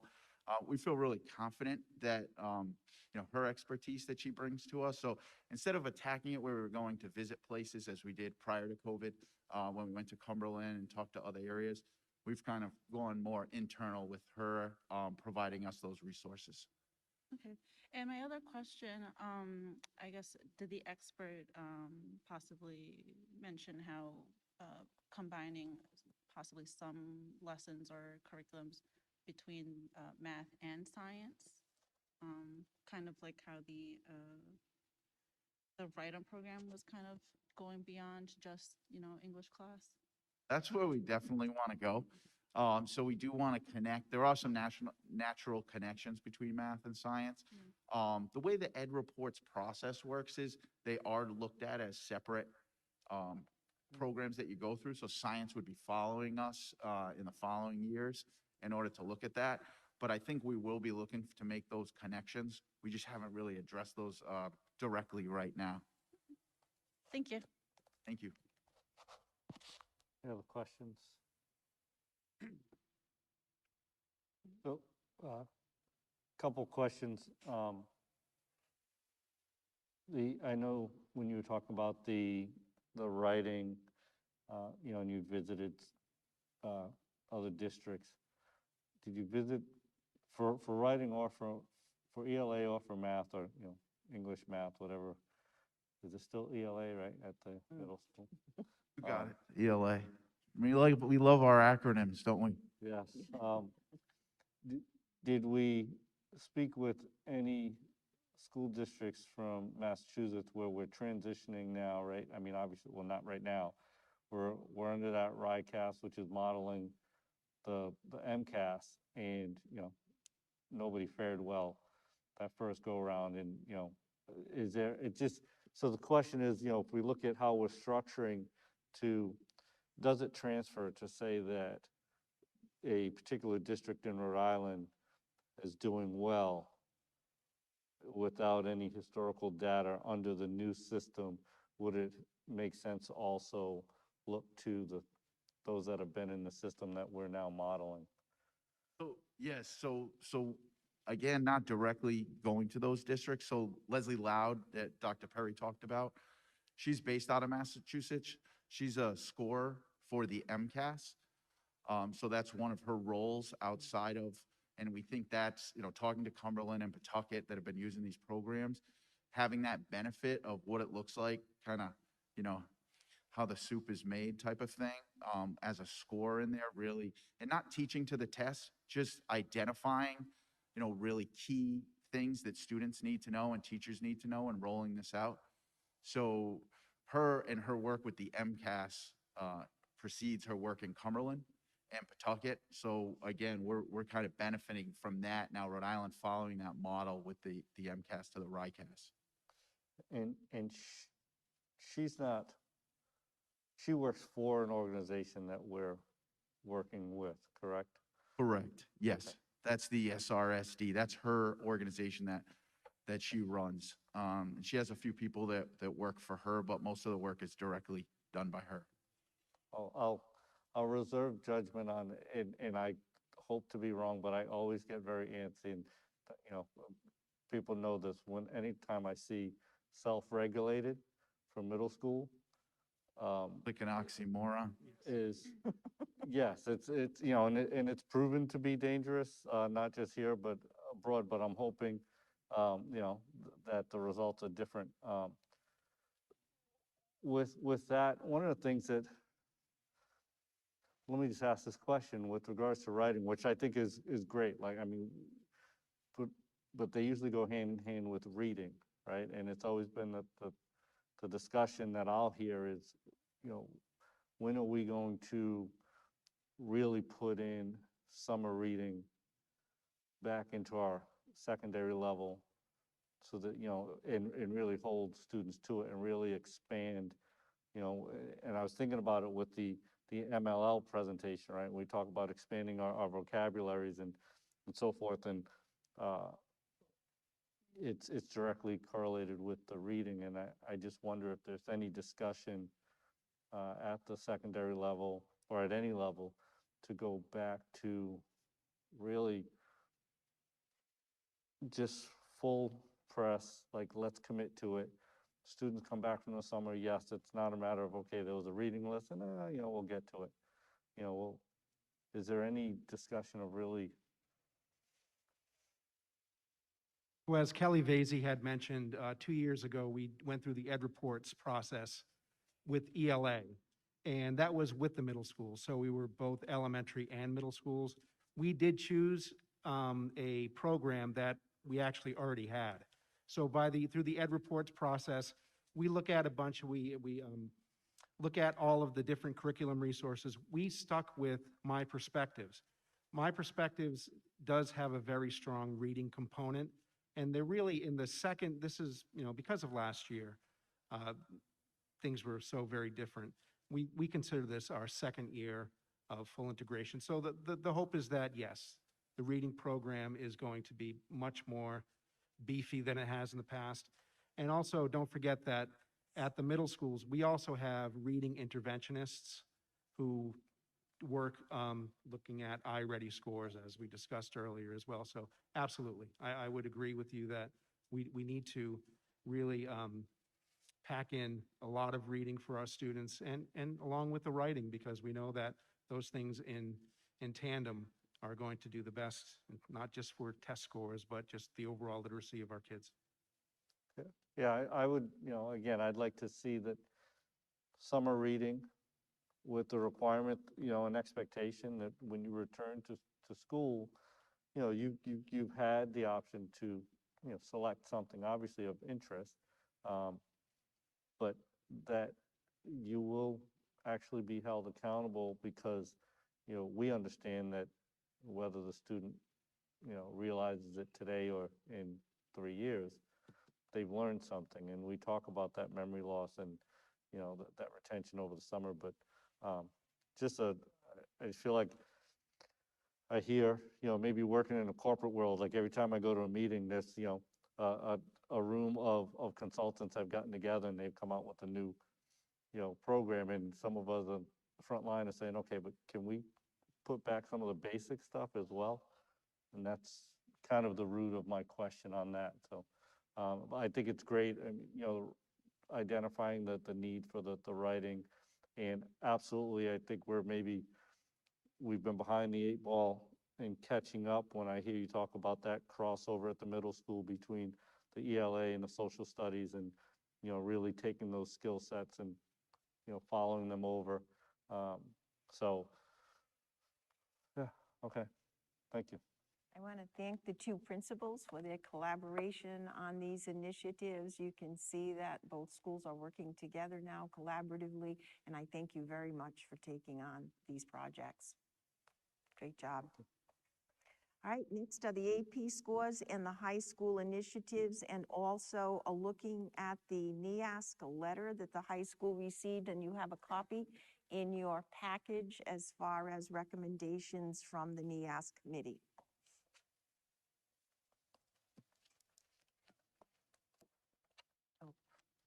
Go again.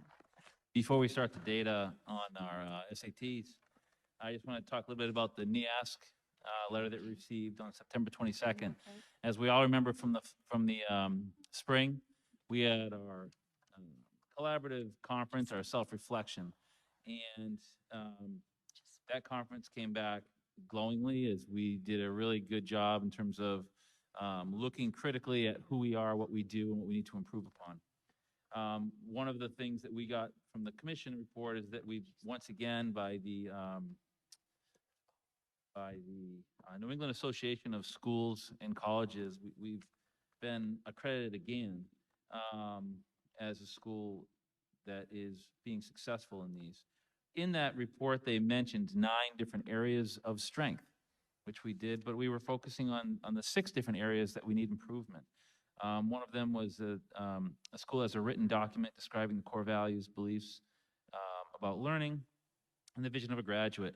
We are attacking that right now with our school improvement team, as well as through a faculty subcommittee, which we're forming this year. It's a new initiative.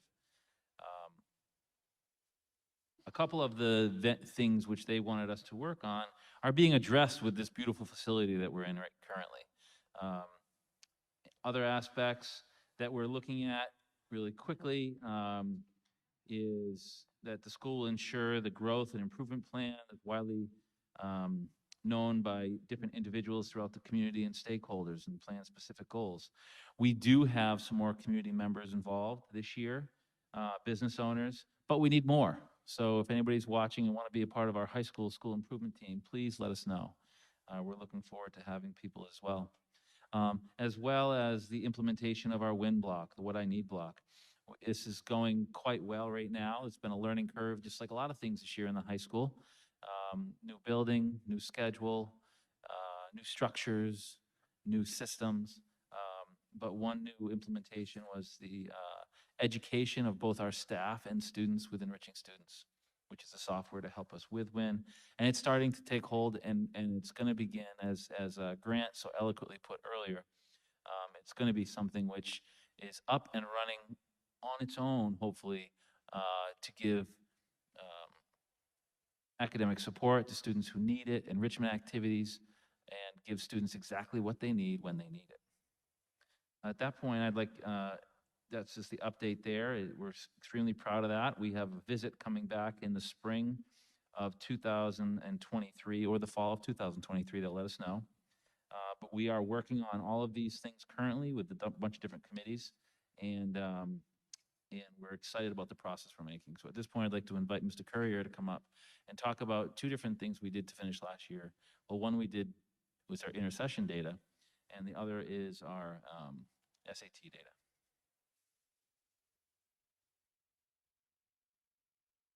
Good evening, everybody. Last year posed a challenge to us that we have never faced. And when we were looking at data that was compiled from September through March, we saw in some cases between 50 and 60% of our students were failing the academic core. And we knew that we had to perform a rescue mission. And the leadership team devised the intercession. And the goal of the intercession was to get kids back into school. Because, like, for example, 60% of our sophomores were distance learners. 50% of our freshmen were distance learners. And we knew we had to do something to try to save this year. So the leadership team and Principal Givens devised the intercession. And the intercession was to get students back to school, even if it was only for 3 weeks, to get them back to school. Departments devised skill-based lessons and assignments and assessments. We told those students if they came back with us for June, they would have either A, be able to pass for the year with a 65, or meet the requirements for summer school. And this is the data from, we did get many of these students back. If you could just roll it onto the next page, because the graphics will show the story. We had most success with the students who were failing between 50 and 65. It was easier for them to make that benchmark of 65. And they came in and they did it. In English 9, Tier 2 students, between 50 and 65, 77% of the students who came back met the benchmark. They passed. You see, Tier 3, they were not so successful, but many of those students were really struggling with very low averages. But 29% of those students met the benchmark of 50, and they went to summer school. Go ahead, that was English 9. That was English all told, I'm sorry. In math, once again, in the 3 subjects that I looked at the data from, Algebra 1, Algebra 2, Algebra 3. Go ahead, go to the next slide so we can just take a look at the pie charts. In Algebra 1, Tier 2, 71% of the students who came back met the benchmark of 65. They passed for the year. By the way, we know that there's learning loss. This year is a project for us. We know that. That's how come we're breaking slowly into the first quarter. Some of these students hadn't been in school in a year and a half. And if they did come, they came on a hybrid schedule. so they weren't used to coming to school 6 hours a day, and they certainly weren't used to 80-minute periods. So this is a real project. But at least in terms of morale, it did help those students. In the Algebra 1 Tier 3, we had a little bit more success than the English. 40% of the students met the benchmark to attend summer school. Go ahead. Algebra Tier 2, this was a real success story in Algebra 2. When I looked at some of the numbers in Algebra 2 back in February and March, it was terrifying. So those students who came back, I believe 85% of them met the benchmark of 65. And 44% met the benchmark to get to summer school. Okay, next. It was pretty, in geometry, not so much. Geometry was, that was a tough number. And we did have a good number of students attend summer school for geometry. But not as successful as the algebras. Okay, next. Science, the biology numbers, once again, in February and March, were once again terrifying. Because this last year was the first year that we introduced biology to 9th graders. So we had 2 grades in biology, juniors and freshmen. But if you look at that, 48 students who were failing between 50 and 65 who participated in the intercession program, 46 met or exceeded the benchmark of 65. By the way, they could go into the 70s depending on there wasn't a ceiling of 65. They could earn a higher grade than 65. And half of them, 109 students were failing badly below 50, and 51 met or exceeded the benchmark of 50. By the way, some Tier 3 students did move into Tier 2. So our goals for the intercession were really met. And in chemistry, once again, if you look at Tier 2, 62% of those students who were failing, I believe as of June 8th, managed to pass chemistry. Next. And there's the blue in Tier 2 in biology is pretty impressive. Okay, and then U.S. history. We track these through the academic core, chemistry the same. Social studies, in civics, traditionally civics is pretty tough on freshmen, but we had many freshmen come in for summer school in civics, and they were able to do so because they met the benchmark of 50, which was the qualifying factor. U.S. history, many students in Tier 2 managed to pass. The Tier 3 students weren't as successful. Okay, thank you on that. I'm sorry. I'll just in terms of the summer school numbers, which we had 142 students attend summer school. That's the most that I can remember for high school. 26 juniors, 49 sophomores, and 67 freshmen. And those students recovered a total of 218 credits during the summer school session that ended last Friday. That ended last July. So the intercession, the objectives behind the intercession really were quite successful. But not as successful as advanced placement last year. And that's really quite remarkable because the previous year, in the spring of 20, those assessments were modified because of COVID. That was not the case last year. So the students were assessed, that was a normal assessment, no modifications for AP last year. These are the, let's see.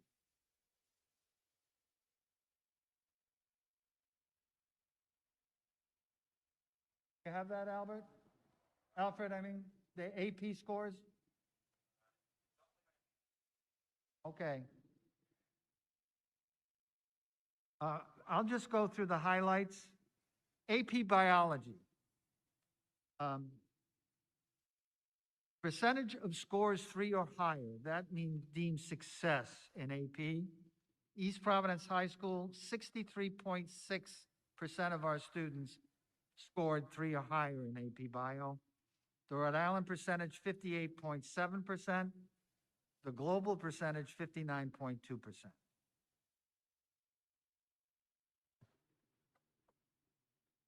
AP Calc. Percentage of scores 3 or higher. EPHS 57.1. Rhode Island 50.2. Global 51%. AP Comp Science Principles. Granted, only 4 students took the course, but 100% of them met the benchmark.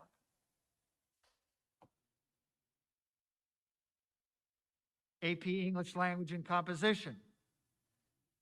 66.7% of the students who took the exam scored 3 or higher. The Rhode Island percentage, 59.7. The global, 57.7. AP English Literature and Comp. 53.3% of the students who took the exam at the high school at 3 or better. Rhode Island, 45.6%. The global percentage, 43.9. AP US Government and Politics, 50%, and by the way, that's mostly populated by 9th grade students. 50% of our students scored 3 or better. The Rhode Island average, 57.6, global, 50.4.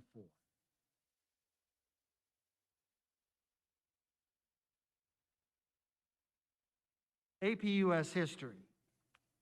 76% of our students who took the exam last May scored 3 or higher. 5 at 3, 6 at 4, 5 at 5. 5 is the highest score you can accumulate in the exam. 76.2% met or exceeded the benchmark. In Rhode Island, the percentage 48.5, global 47.3. I think what's really interesting here, granted, I mean, the tail of the tape really is this, in terms of our students being prepared for those exams, and the teachers who did the work to prepare, to help prepare them for those exams. In 2017, percentage of AP students with scores of 3 or more in East Providence High School was 37.41%. This year, 55.45%. Our students were prepared for the AP exams this year.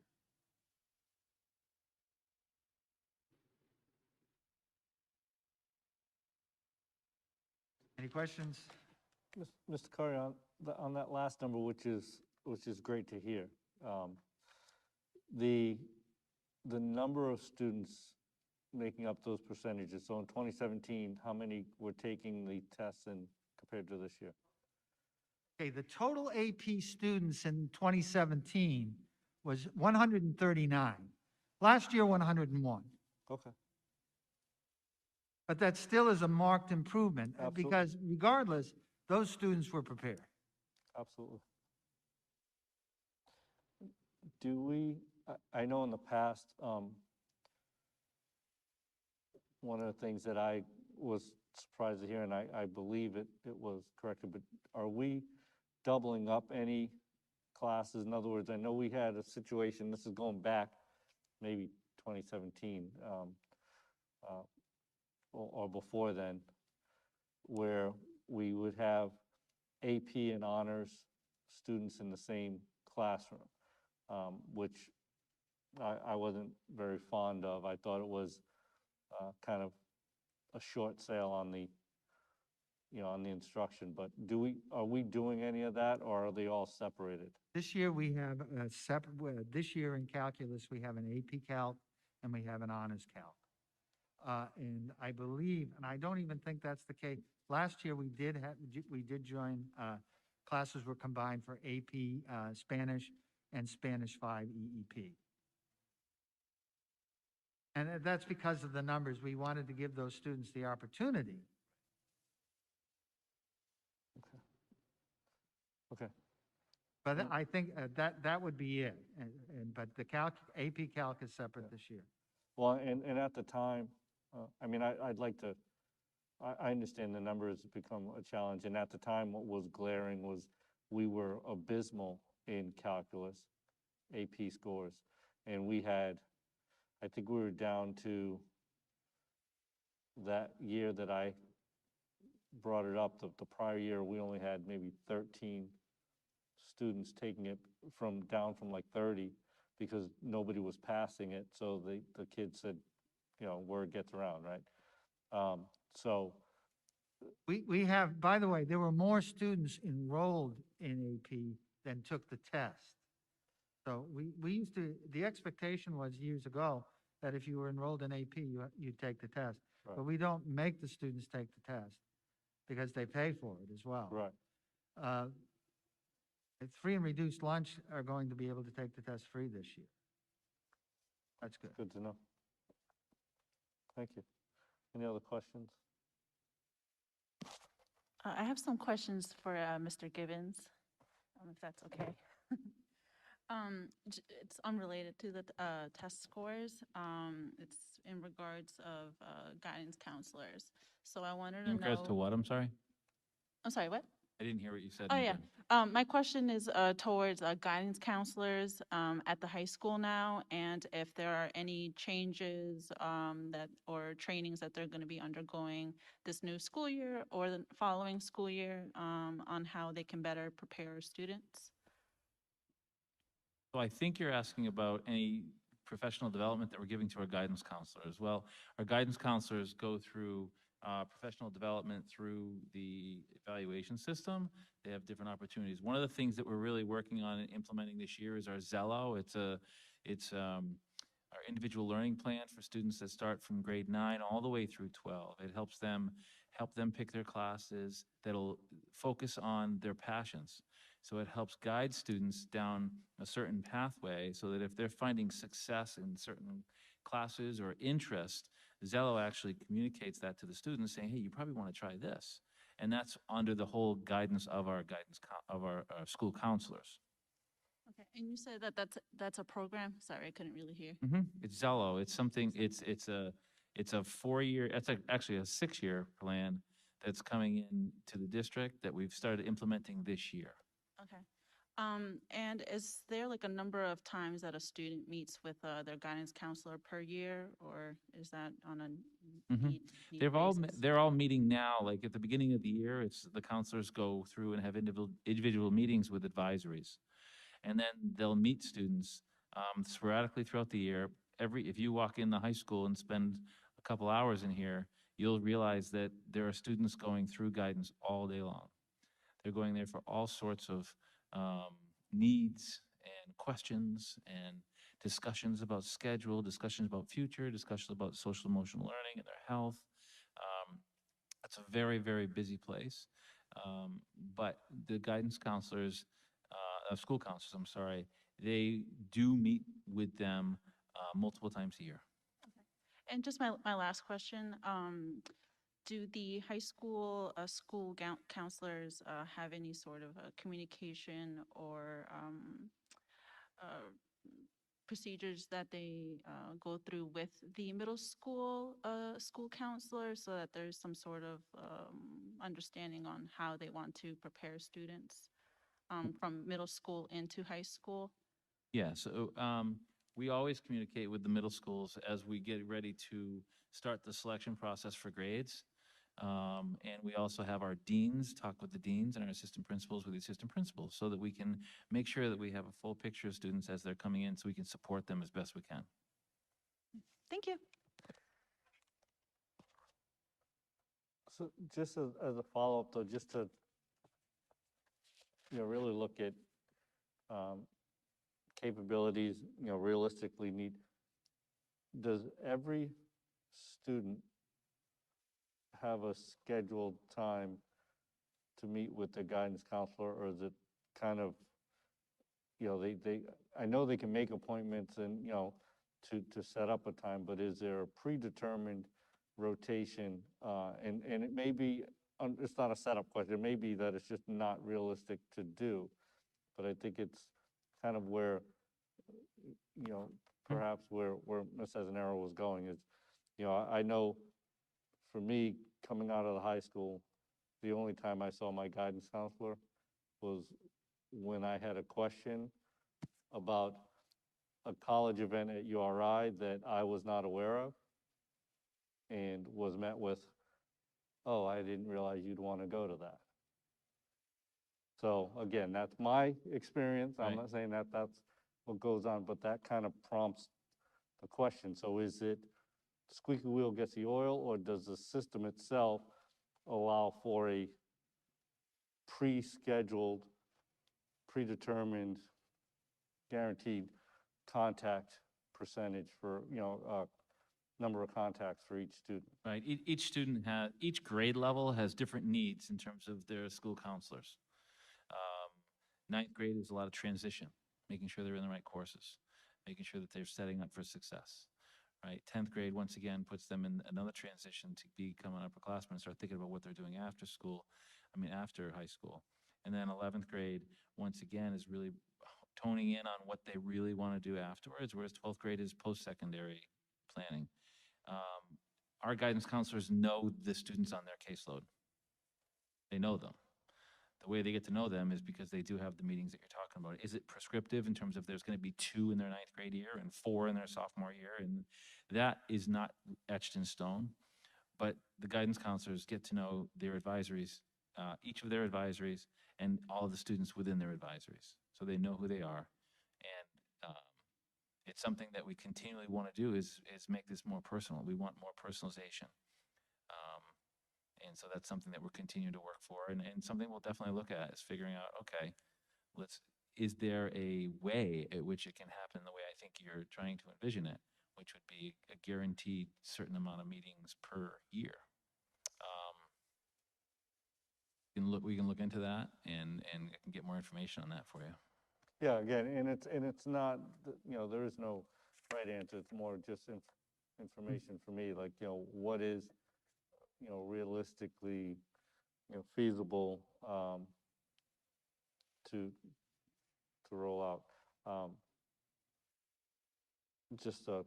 Somebody had said something to me the other day, which I thought it fitting here, and we talk about going through the years, and our senior project, right? So students have senior projects. We talk about, your post-secondary plans, and, obviously we look at college readiness, but then, this obviously and rightfully so, a stronger focus back to the trades, which, as a district, we're committed to.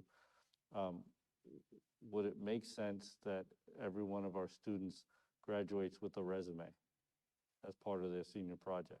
That's part of the individual learning plan in Zello, is they all create a resume. Yes, they will all have a resume. Excellent. We're just implementing now, and it's something we're going through and learning the process, but that is one of the aspects of it, is they will all have a resume. Awesome. Yep. Thank you. Thank you, and I didn't mean to bombard you with my questions. I just wanted to have a No, that's more okay. deeper understanding. We got to be on that. back here in like 7 hours anyway. No big deal. I'm kidding. It's all good. Any other questions? Anything else? Thank you very much. I appreciate it. Thank you. Leslie, if you'll come up and explain any new initiatives for next year with our special education students.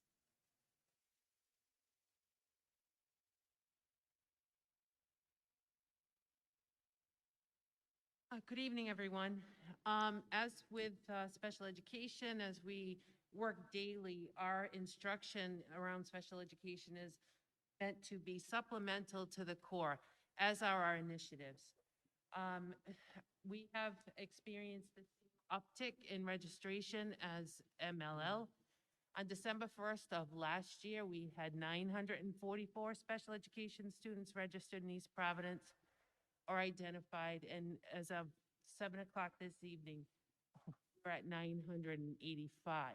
So we've had about a 5% increase since either registered, newly identified, or moved into the district. In terms of our initiatives, you heard the superintendent and Dr. Fran talk about the Right to Read Act a little bit earlier. And I just want to clarify that all special educators K to 12 do need to participate in the proficiency level training, which is the 50 to 60 hour training. So that will be a heavy concentration in terms of development for those teachers as we move through the school year. Closing the achievement gap is always a question in terms of special education.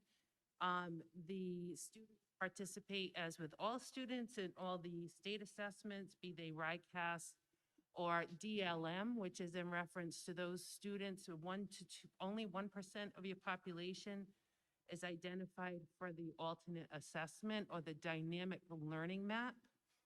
And then we move down into the iReady, which our students do participate in. And then beyond that, to supplement those assessments in trying to close the achievement gap, we also use standardized assessments and evaluations to inform instruction, to determine eligibility, and more importantly, to write specific and measurable goals in the IEP. The IEP is built specifically in mind to measure progress and to measure more frequently, so that if students that are in the intervention classes or sections that Kelly and Crystal spoke about earlier, you might be progress monitoring those students every 6 to 8 weeks, where a student with an IEP, you would be looking at their progress weekly, bi-weekly. So it's more frequently, it's in more depth, it's on a specific skill. So that is actually also then reported out to the parents as required by law quarterly through the IEP. And so there's a real detailed map in terms of how we measure and track the achievement or the progress of students with IEPs. So far, we do have all of our teaching and related service staff in place. We have had to do some creative management in terms of staff because of the difficulty with hiring and maintaining. We have had to cover creatively a couple of maternity leaves and things like that, but we do have all of our teachers and support staff or related service staff in place. There are still some para positions that need to be completed. With the onset of COVID, the superintendent did ask that we support the schools with some additional social worker support too. I've interviewed probably 25 through the agency, and so far we've only been able to contract with 2. I had one today that was ready and backed out. So as soon as they're ready, they back out. We continue to try and recruit so that we can continue to support those schools that are in need. We have prioritized the schools in terms of need, so along with Mrs. Crowley and Dr. Ferrand, we assign them as we get them. I'm hoping, I have 2 more this week, and I'm hoping that we'll be able to fill those spots quickly. We have different professional developments that have been offered to teachers with their schedule throughout the year. In use of some of our tools, our electronic tools, our digital tools for IEP writing. We've scheduled virtual meetings for our staff and staff by discipline. The biggest initiative or our focal point is around SEL. And we have worked pretty hard at developing some opportunities The first is a series of parent workshops, and it is called Parenting in the Pandemic Workshop Series. Those will be hosted by Dr. Ellen Flannery Schroeder from URI.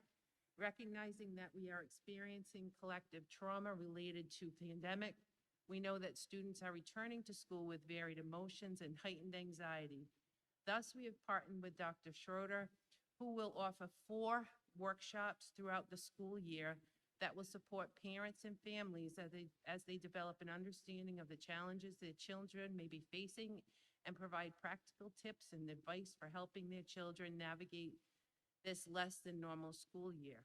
Our first session, and I want to put in a plug, will actually be tomorrow at 6 p.m. It is posted on our website under the news tab, along with the link in order to be able to participate with that. We also are rolling out our universal screener, which is called Satchel Plus. It will work similar to what you saw with the iReady screener, which will be administered twice this school year, will provide teachers and school-based teams with data about students' social and emotional needs, provide intervention recommendations, and help to better identify how to support students socially and emotionally. We are in an onboarding process right now. Dr. Fran and Ben have been helpful in that, and we'll be ready to administer the first screener in November, right before Thanksgiving. Series of professional development for staff has been offered to develop an awareness and understanding of the CASEL, social emotional learning competencies, and provide tools and resources for teachers and staff to incorporate and address in the classroom. Sessions were offered during the summer and on the first 2 days of school. And we also recorded those so that the teachers have access to those throughout the school year.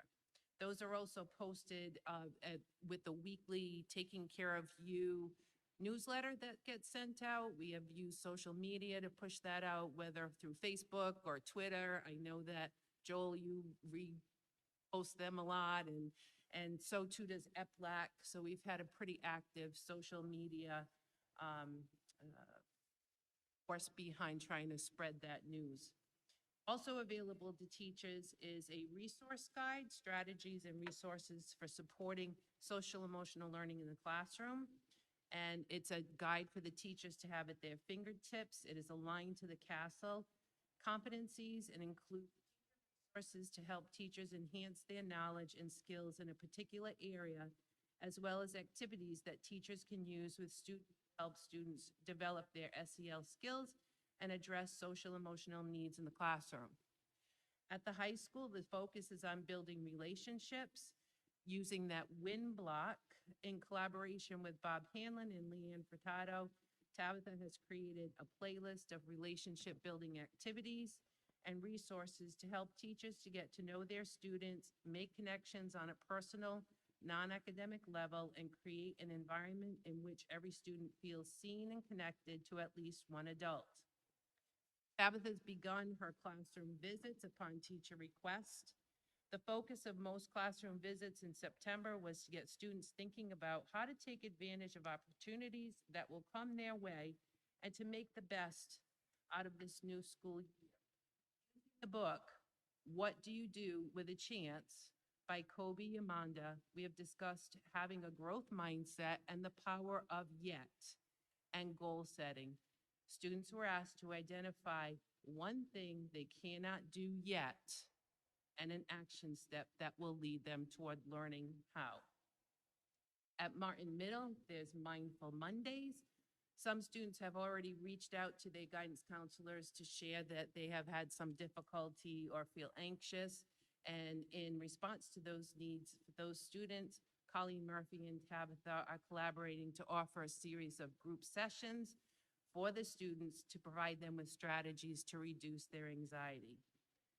Can't forget our adults in the midst of this as well, and so the Taking Care of You newsletter will be sent out weekly.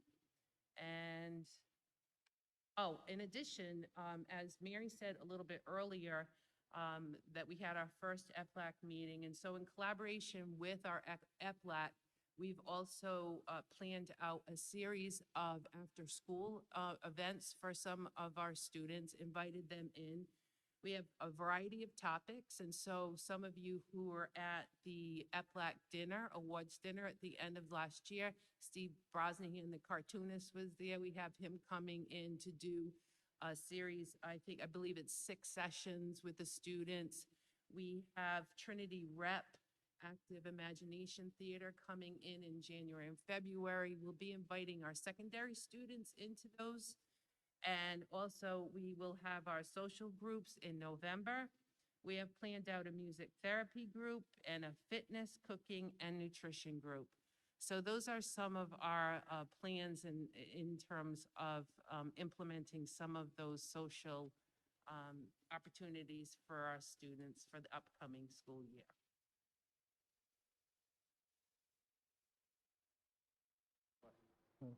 Any questions? I had one and I can't think of what it was. It was on the first section that you,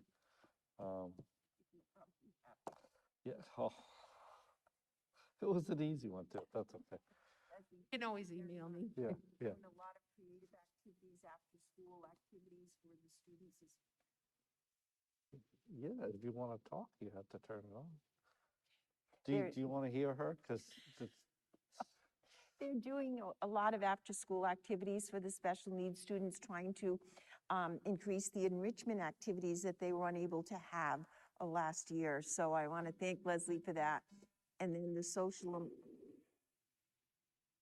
do we have some intercom going on? And some of the social emotional activities too, to assess where our students are. So thank you very much, Leslie. We appreciate your efforts there. And EPLAC too with Mary Nassimino. I know she's been very active in that as well. So the last item on my list is just the distance learning policy. I wanted you to see this policy. Our administrative team is going to fill this policy out. As I told you at the last school committee meeting, we only have 5 distance learning days that we can use during the school year. We have to have a plan for these distance learning days. So with our administrators, we'll be bringing out this policy and presenting it for approval to the Rhode Island Department of Education, and that's all I have in my report this evening. thank you.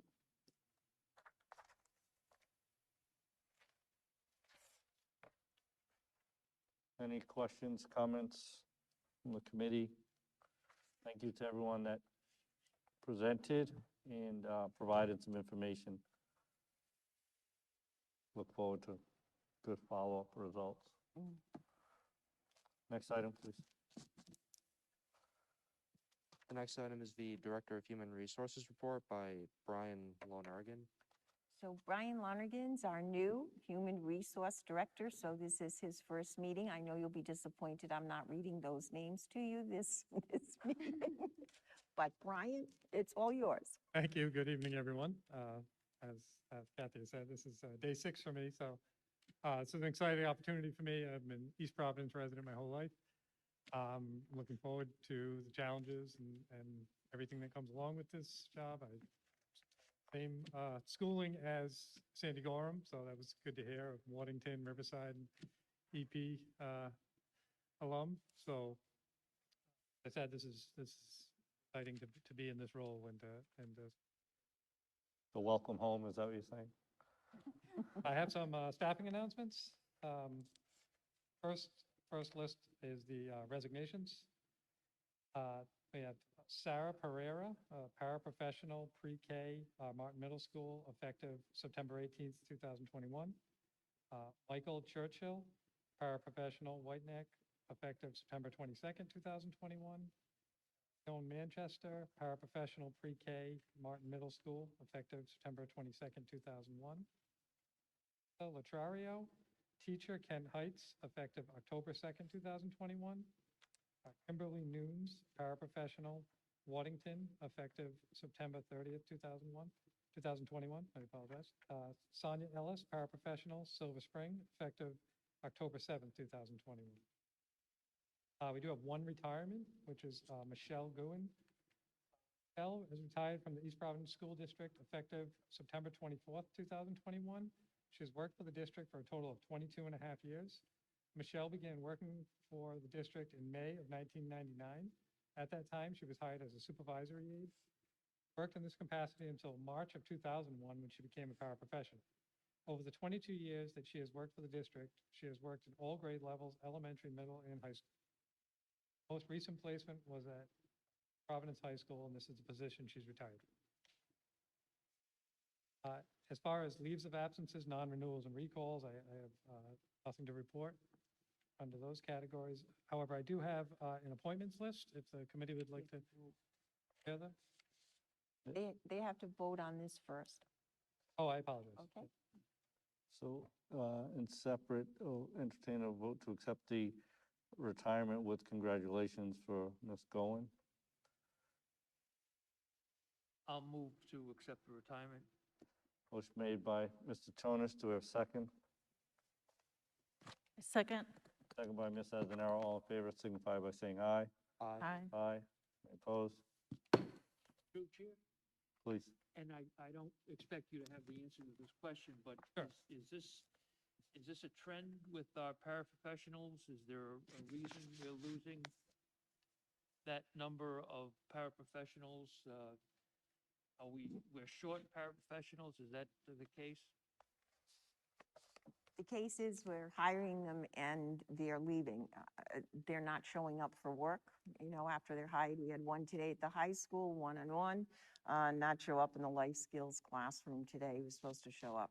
So it's a trend around the state. We don't have enough parapros. We are trying desperately to hire them. You saw an advertisement in both papers just last week as well as on School Spring. It's difficult, but they get into the position and some of the exit conversations that I've had is that, oh, this isn't what I thought it would be, type thing, Right, unfortunately, I think we're. Some of that I don't understand. I understand that you don't know what a job is until you get into the job, but they must have some idea of going in what a paraprofessional is. I mean, they're applying for the job, obviously. The principals interview them. The principals do interview them from the various schools they're in need. That's some of the answers we get. I didn't realize. Are we paying them comparatively as well as other districts? Are they going to other That's on the agenda tonight. Greg's going to address that. I think part of the problem is in these unprecedented times, we have a lot of competing job opportunities for multiple options, and sometimes they're trying a job out and then just going somewhere else. And I think they're like that. I'll wait till it comes up on the agenda again. But to your point, Charlie, and maybe, Brian, we can look at if we're seeing those responses that superintendent mentioned, when someone says, it's not what I expected, right? I think, and I say this respectfully, with the principals now doing more of those interviews, perhaps there's a piece of that is setting expectations and just, describing the bad pieces of the job as well, which is not always comfortable to do when you're a hiring manager, right? Because you want to attract and encourage, but I don't know, just something to look at, and it may, there may be a training opportunity for our hiring principals when they go through that process to set the right expectation. Well, I think it's something to watch. I mean, if it continues, then obviously there's, Yeah. and I know there's a problem nationwide, but what can we do to fix East Providence? And Right. what can we do to raise the bar or offer more to the people that we need in the classrooms? Thank you. Right, and I agree. That's something we definitely will have to. So I'll entertain a address if this motion continues. to accept the resignations as listed. Oh, we did the retirement. So moved. Motion by Mr. Jonas, do we have a second? Second. Second by Ms. Azanaro, all in favor, signify by saying aye. Aye. Aye. Any opposed? Motion carries. Mr. Okay, so Flanagan? I have a list of appointments now, which contains several paraprofessionals, which is good news. So appointments, first is John Clement, paraprofessional, Silver Spring, effective September 1st, 2021. Carolyn Travis, paraprofessional, East Providence High School, effective September 13th, 2021. Ileana Sotomayor, paraprofessional, Hennessy, effective September 13th, 2021. Allison Corbeil, paraprofessional, pre-K, Martin Middle School, effective September 20th, 2021. Samantha Richer, paraprofessional, Hennessy, effective September 27th, 2021. Jacqueline Hahn, teacher, special ed, Oldham, effective October 4th, 2021. Sherry Santos, paraprofessional, Orlo, effective October 4th, 2021. Lauren Patak, paraprofessional, pre-K, Martin Middle School, effective October 4th, 2021. Carolyn Plouffe, paraprofessional, White Neck, her effective date is to be determined. Brittany O'Brien, teacher, special ed, Kent Heights, effective October 12th, 2021. James Folino, math teacher, East Providence High School, effective October 25th, 2021. Michelle Gallego, paraprofessional, pre-K, Martin Middle School, effective October 12th, 2021.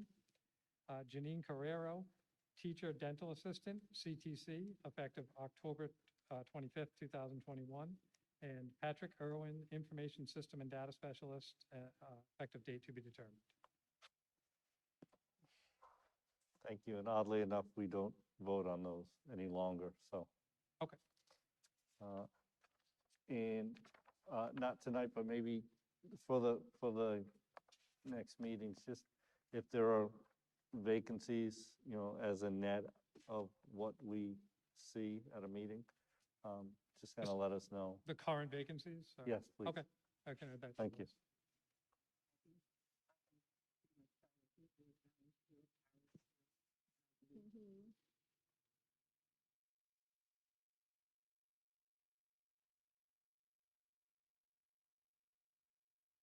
I think we're down 4 paras at the present time still, 2 at White Neck, 2 at Silver Spring, and I believe the 1 at the high school as a result of the person not showing up today at the present time. Now it's up to Brian after this. And that math teacher that's on this list called today and said that he wasn't going to take the job. His wife didn't want to move down here. He didn't want to leave his present job as an engineer. We were going to get emergency certified because of his math background, but he's not coming. So we still have 2 math openings at the high school. But I believe all of the other positions right now are filled academically. And it's just been, the math has just been It always is. so difficult. Thank you. Thank you. And welcome again. Thank you very much.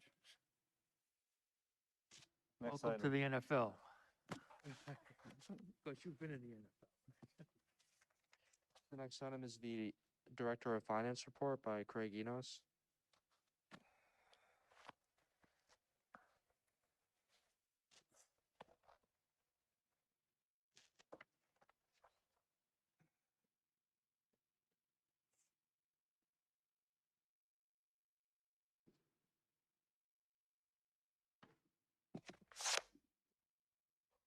Good evening, everyone.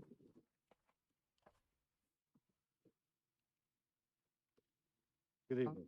So we are approaching the end of the fiscal year.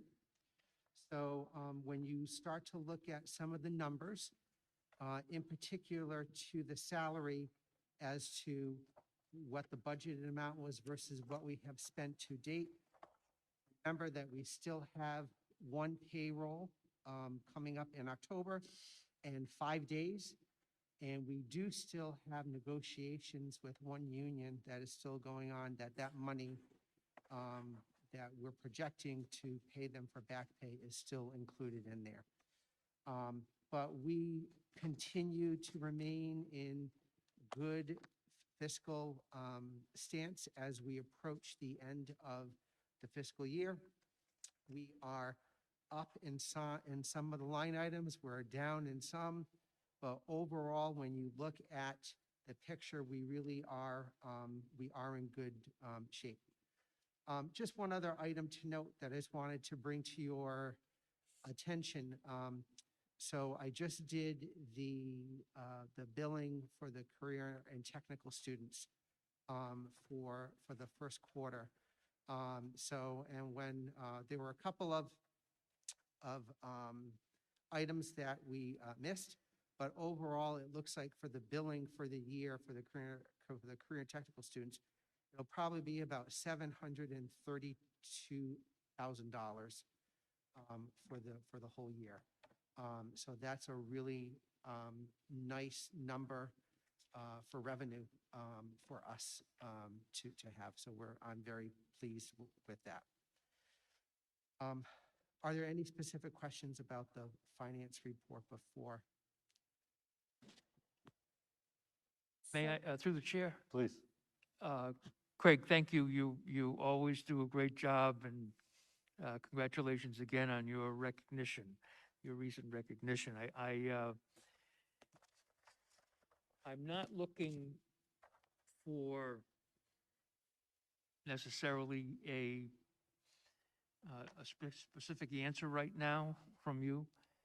I'm looking at our beautiful new high school here, and what a wonderful building it is, and how fortunate we are as a city to have this building, and how grateful that the city of East Providence has supported this edifice, that they've gotten behind it, and we've got a building that we can be proud of forever. Okay, and I know it's early in the process, but and maybe I should have asked this to Principal Gibbons, but do we have enough help in this building to maintain it? In other words, and again, I don't expect you to answer this right away. We just got on the bicycle, we just started riding the bicycle, so we're just trying to figure out, what we need and what we don't need.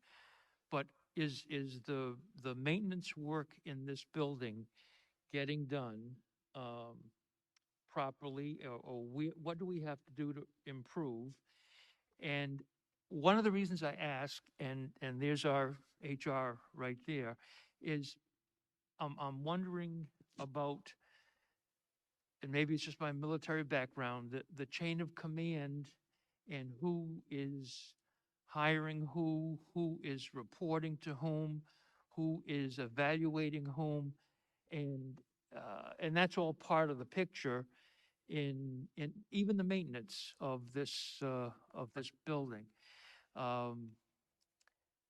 Any thoughts on that rambling right now? So I'm going to let Tony come up and speak to some of that. But I can say, I can answer Oh, that okay. right now. Yep.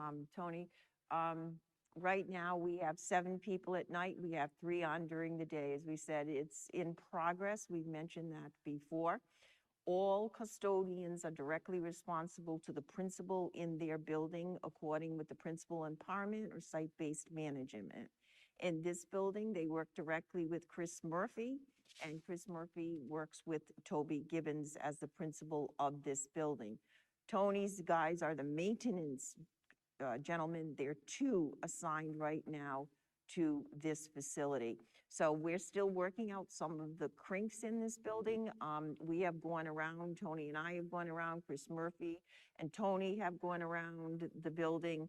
Toby, Bob Hanlon and I have gone around the building with Tony and Chris Murphy. So there are certain areas in the building that we're looking at, stairwells maybe that weren't clean some nights. They're highlighting that. He's meeting with them every day that they come in the morning, and then the night crew, he's meeting with them before they start their shift to highlight certain areas. He's developing a checklist as we speak now in the various areas of the building so that they're going to check off what they did at night. He's going to look at it the next day. He will check it, and we go from there. But it's a work in progress. Right now, we feel like the staff is sufficient at the present time.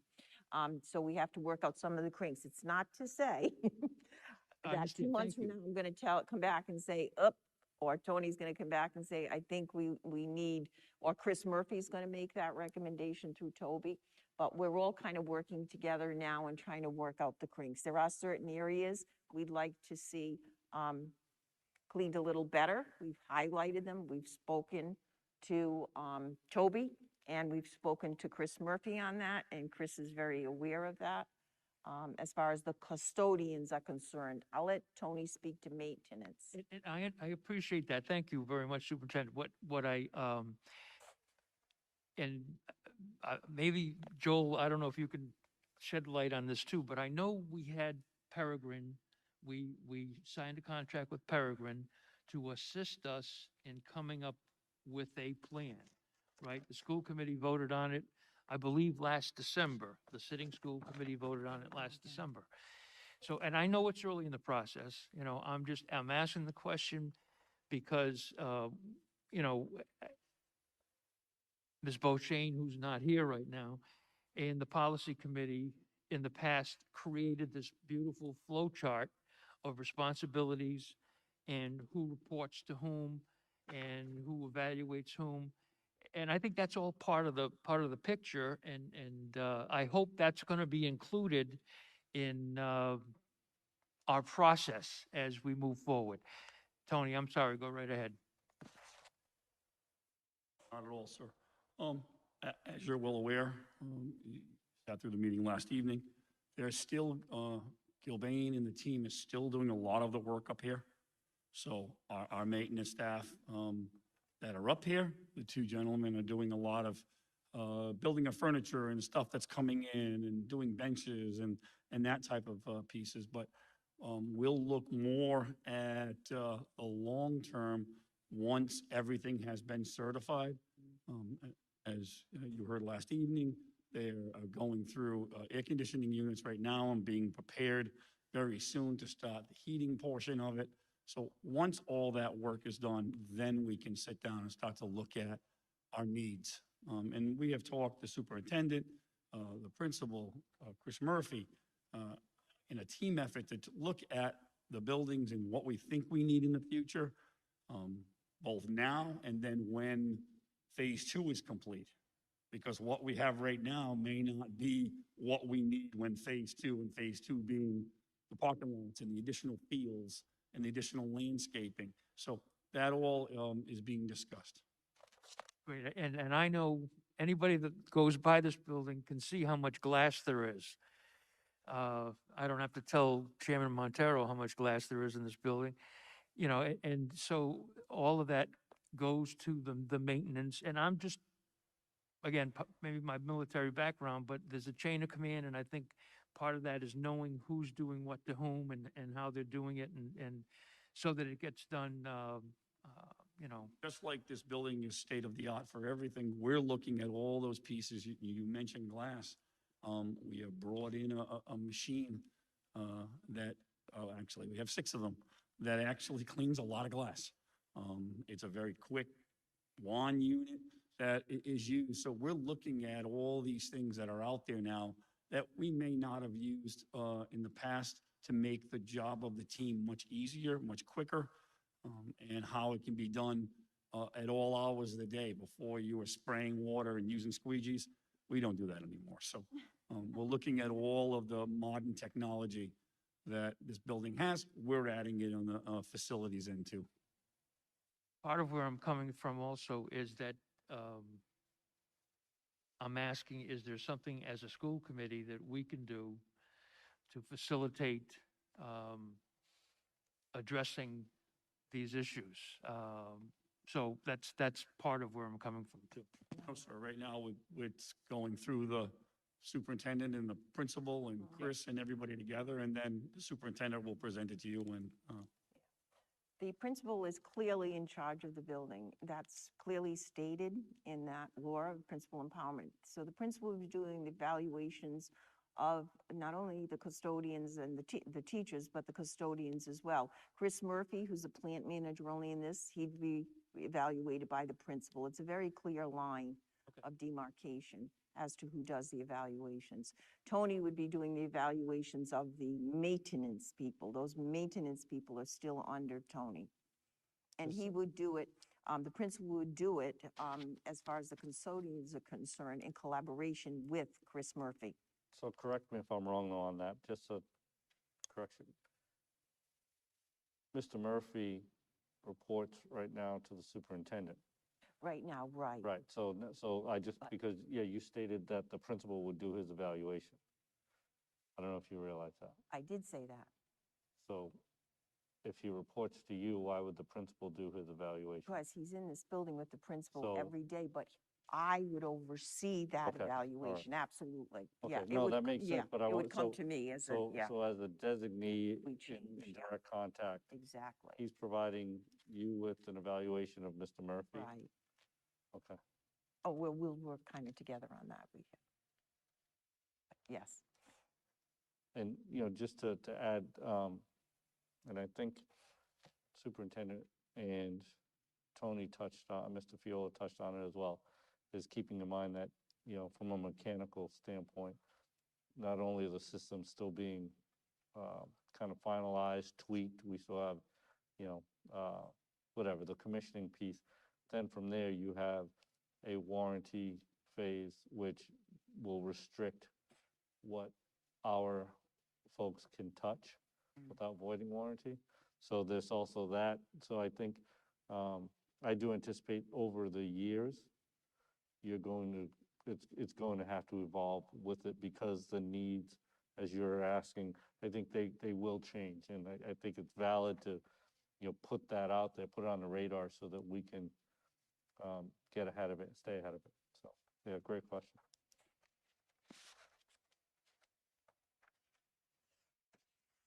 So the other two pieces that the superintendent wanted me to address tonight was, I think that there was a question about the number of paraprofessional positions that we had going into this, for the openings that we had. So we had 12. And so, and as you've been hearing, as quickly as we've been hiring, some people stay, some people go. So that, that number unfortunately has been kind of changing from day to day. But in terms of what we planned on for having openings, after everyone was recalled from the previous years, it was 12, all right? And then the other piece that the superintendent Oh, asked. I'm sorry, so you're saying it's an addition of 12, is that what you said? 12, Okay. correct, yep. Thank you. And then finally, the other piece that the superintendent wanted me to talk about was the substitute pay. So So 12 additional positions. Correct. So, Minus the 32 supervisory aides that we eliminated. 12 additional paras in the budget.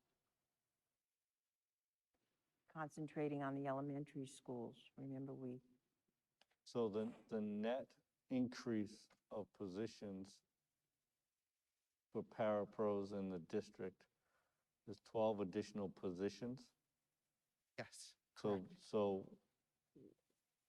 is that not something that needs to come before the school committee to create those positions? Or to approve those positions? so those positions were already, in the budget. when we did the personnel section of the budget, those positions were already created in there. Okay, so, but as a matter of procedure, you can put it in the budget and budget for them and we can approve it, but the positions don't exist until they get created and approved, Okay. is my understanding, and if I don't know, I think that's correct. right? I mean, because you could mhm, budget for 200 more and we could say, yes, put the money there in case we decide to create and fill. But, we've got to follow that process, so if we're behind, then let's Okay. get it on, We will. even though it's, the horse may have left the barn on that, but we've got to remember that there's an FTE that's approved, and if the FTE number changes, increases, then it requires consideration and vote to create a new position, because especially because these positions are going into bargaining units, which don't usually go away, at least not permanently. I believe the Rhode Island general laws back up what you say on school committees. Thank you. So, yeah, if we can Yep, clean that up. yep. Absolutely. We will, absolutely.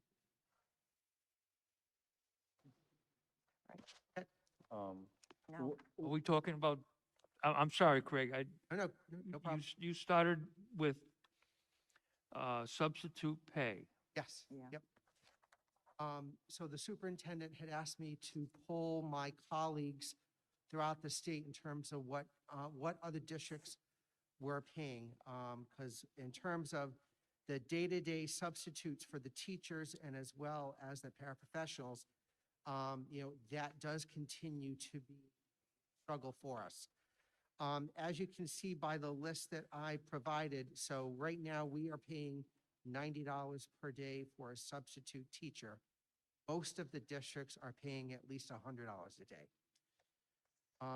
The other pieces that I thought was interesting when looking at this, particularly for Cranston, as a way to incentivize someone to continue to come back and act as a substitute teacher, they have a tiered system where after a certain amount of days that you work, your pay will go up.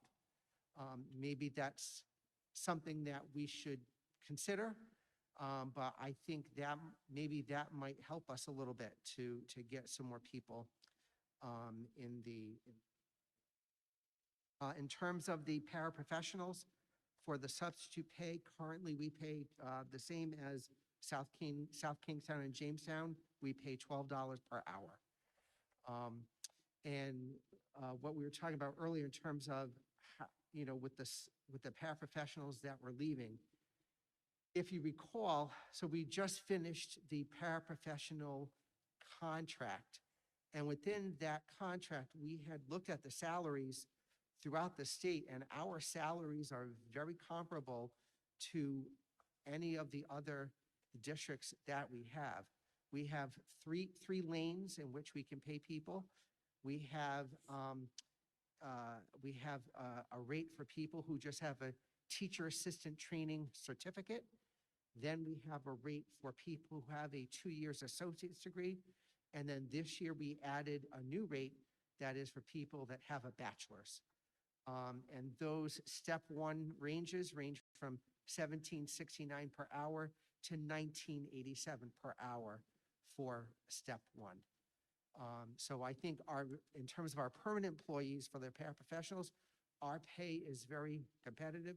Our benefit package is very rich for the copay that some of our employees pay for a really great health insurance plan. So just wanted to give you that. Thank you. I know even the governor has been asking retirees to come back. Now, to retirees, benefit packages mean nothing. They've already got their benefits, and so what I'm looking at is, what can we do as a school committee to help staff? I don't know if it's perhaps a signing bonus. I don't know if we can do a signing bonus. What can we do? I'm told that Providence substitutes get about $200 plus an hour a day. 225. Mr. 225. Chairman, yeah. So I think, again, this is worth a discussion by the school committee to talk about what can we do to authorize an aggressive stance in providing the people that we need to our city, the paraprofessionals especially, and the substitute teachers. But I think it's worthy of discussion by the school committee to at least talk about it. Well, that's why we have it on the agenda. Right. We'd like to increase this substitute pay for teachers on a daily rate to at least $100 a day so we can be competitive with some of our districts. And then we're looking at the long-term positions, because just like every place you go. Again, we have these shortages, you know, and all districts are fighting this, all districts are fighting it. And the long-term substitute teachers that would come in to take like a maternity leave, you know, or someone's out for a medical leave, those long-term people that would actually be doing more planning and correcting and grading of students. We'd like to increase that rate as well to be competitive, so that rate would be. And yeah, and you also may want to consider doing a special rate for a retiree who used to work for us. You know, right now, we don't have that. So you may want to think about creating a special rate for that, Yeah, that's what you were just saying. for that particular person. Right, that's what you I just do said. know Right, that there have that's been a right. couple And people. I know there are retirees, Craig, that'll never come back anyway, so I realize that. Correct. But I mean, let's make it hard to turn down. Correct. Yeah. Yep. Let's make an offer that maybe they can't refuse. Well, we would bring them back on step and give them their daily rate of pay that way, which would be an incentive for some of them to come back, I think. And I like Cranston's tiered approach to the substitutes. If you look at that one, days 1 through 30 is $100 a day, 31 through 60 is $150 a day, and then 60 to 135 is $175 a day. Long-term subs are $225 per day. I would gladly support that. What are we at right now? We're at We're at 90. So we $90. do $90 per day So we for a go up. daily sub and $125 a day for a long-term sub.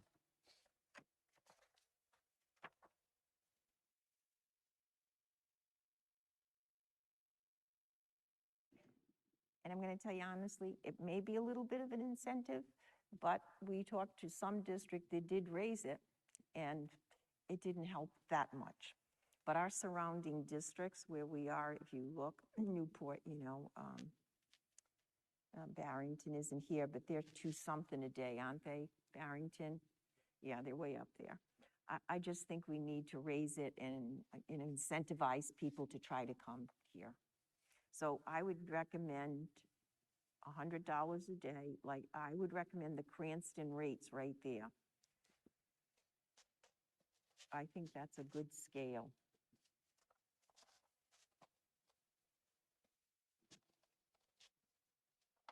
I think it's, so we don't have an action item on that. Yes, we do. I believe we do. We have an action item on it, correct, I'm Sharon? looking for it.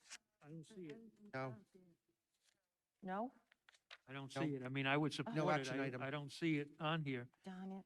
And I would also, I like what Craig said about an additional perk for For the retirees, retirees. our Yeah. retirees. We don't have yeah, that. and I think what the superintendent said is a good idea.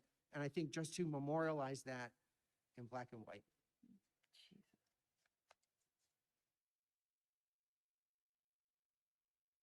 Is there a way with the with the retirees, I like that idea,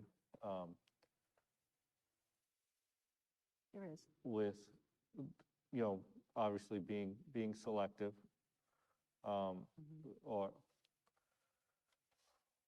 like, you know, where the needs are, where, you know, in other words, you know, and where, who you're, Math, you know, yeah, right. Special So ed, ma- severe and So, profound. but instead of just saying any retiree, but if it's, you know, you target an individual and it's an offer up to, because one of the things that I think Mr. Chonas was alluding to this is, you know, when they, most likely, when they were employed, they may have been getting a benefit package as well and would no longer need that. Right. So your per diem cost to bring, you know, bring them back, knowing their performance level might warrant a little bit stronger of a, you know, and I mean, I don't know, they're not in a bargaining unit, so to customize, you know, individualize how they're compensated, you know, based on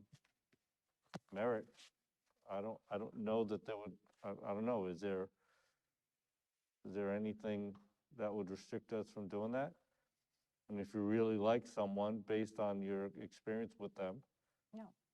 you know, to bring them back and off, you know, I don't think there's anything in the state law that talks Right. about how much we yeah. 'cause can or like I cannot said, pay them. Yeah, they're not in a bargaining unit, so it's an independent contract of sorts. So, I don't know, just a thought on that. But I think we need to be aggressive at this point. Right. Is there any way we can add that to a vote tonight? And, Mr. Montero, I just noticed we are voting on the 12 positions tonight. I have it as we have it as an action item. 2. Yep. 1, 2, third action item down, number 3. Okay? Yes, So it is thank you. there. Okay, thank you. I put it there. I'm like, how is that not, you know, because we kind Yeah, of beat that and one we with the did stick. last time, Um, right? But is there any way that? So, that- well, let me ask you, so we have open positions. So what did you talk about for your para? Did you talk about increasing the substitute para pay or no? Just the long-term No. para, right? No, well, so right now, so the paras, the substitute paras are at $12 per hour. Oh, okay. So, you know, if you want to look at raising that, we can, you know, Well- but you've also got, you know, your permanent employees, your step one people. Could be making 17.69 per hour. Someone's making they need to stay 18.87 per Mhm. hour, and the last person's making 19.87 per hour. Yeah. So I think you just gotta Right. keep that in Plus mind. benefits. Probably need to do something higher than 12. Well, you mentioned 2 districts, but they weren't nearby. You said Jamestown and Yep, like yep. like South Kingston, right? Yep.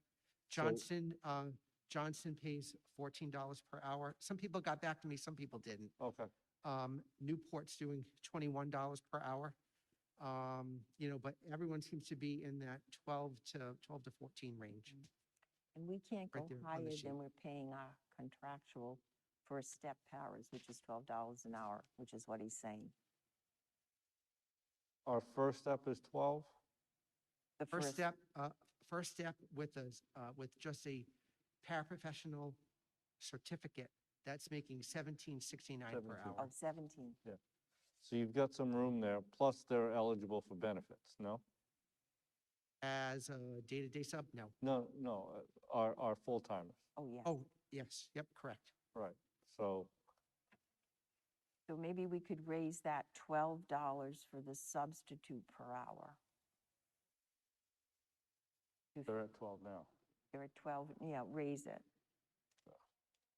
So the first question, and I'll, you know, my 15. thought as far as, can we vote on this tonight? I'm thinking If, that if there's the a sense- 4 school committee members who are here are unanimous in making that motion and presenting that motion, if there's no dissent, we can vote on it tonight. because of the need being immediate, then it falls into that area. My understanding of that is, even though it's not on the agenda for action, it is an immediate need. As long as we all agree to put it forward, yes. Right. That would be greatly appreciated if you could do that. So first and foremost, you're looking for, again, for a substitute teachers, Teacher. 100 a day up to 30 days. Yeah, 150 up to 60 days, yeah, and then 175 forward. Yeah. Correct? correct. And paras, well, so if you want to entertain that on its own, then I'll entertain a motion on that. So moved. A motion by Mr. Chonis to raise the substitute teacher pay as described. And Sharon, if you don't have the details. I have it here, yep. So we have a motion by Mr. Chonis. Do we have a second? Second? Second by Ms. Azanaro. All in favor signify by saying aye. Aye. Any opposed? So that carries. And if you can, with both of these items, also just kind of give us a fiscal update on your budget, you know, factor that in. Paras, what, do you have a range or do you need time on that? I mean, we don't- Actually, I'd like, if I could get a little bit of time on that. So I was pretty, even with other discussions I had with my colleagues about the teachers, I think that the numbers that we just settled on are really good. If I could come back to you with some more specifics about the professionals, I would really appreciate having the Yeah, time to do that. I don't want to get in the habit of just, you know, playing hit or 15, miss. yeah, I'd rather come back to you with some more concrete numbers in black and white. Yeah, and the numbers for the paraprofessionals are a lot. There's a bigger gap between the I'm pay. sorry? The pay for the paraprofessional subs, there's a wide variety. So I think that also. Yeah. I would like to hear Okay. back from you, Craig. Can I just ask, can we make a motion about the retired teachers, that based on need? Like you talked about, based on, need? I'd like to sit on that and have a clearer, like, yeah, Okay. yeah, how we, if we're gonna structure that for, you know, calling our retirees, I'd like to have a little more structure to that. I don't think we're ready to, I don't know, thoughts? I'm open to, I mean, how bad is the situation between, I mean, is it so dire? And I mean, not that it's the end of the world, but if it's important to pass it tonight, I would just as soon pass it tonight. But what do you think, Superintendent? It is important because I think there are some of our retired teachers that were going to other districts because they were paying more. Can think of one in particular. But if I potentially run into, for example, a need to replace a special education teacher, severe and profound secondary, I will not get one. We call back some of our retired teachers to see if they would be interested in that. And because you do have some retired teachers in that field. And I think we'd have to offer them something like a step pay per diem.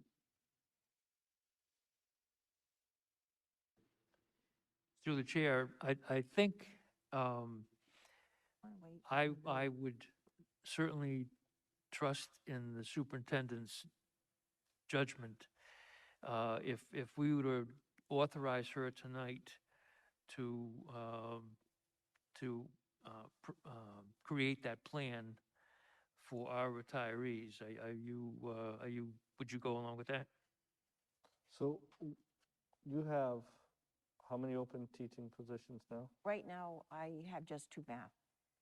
You have 2 math. Yeah, I don't have any retirees. We've already gone through to see if they could come. They're So- not interested. So we've gone through that rule.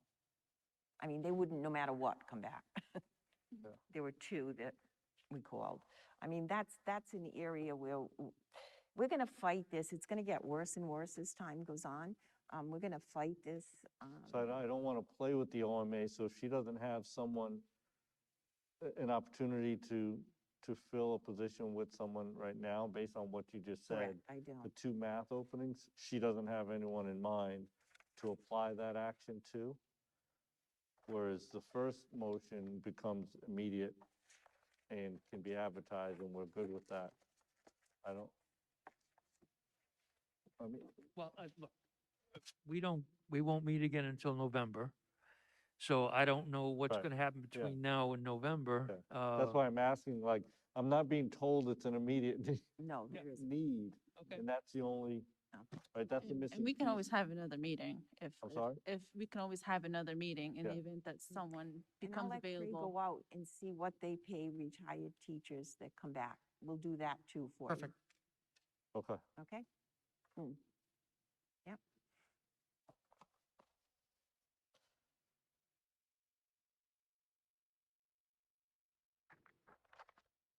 All I have. That's all you have? Thank you. But I'm going to stay up here because I'm going to be up. Yes, you will. Next item, please. Next item is policy committee report. Which, Ms. Boshain, There was no policies this. yeah, I don't think she had any None. policies for Nope. us this meeting. Nope.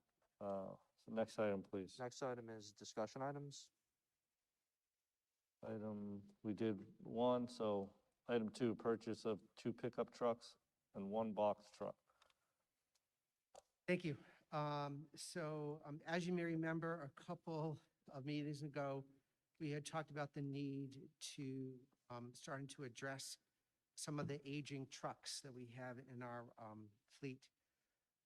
So at this time, I'm asking to move forward with the purchase of 2 pickup trucks, and not just pickup truck. These have, they're the nicer pickup trucks that have the storage bays on the side.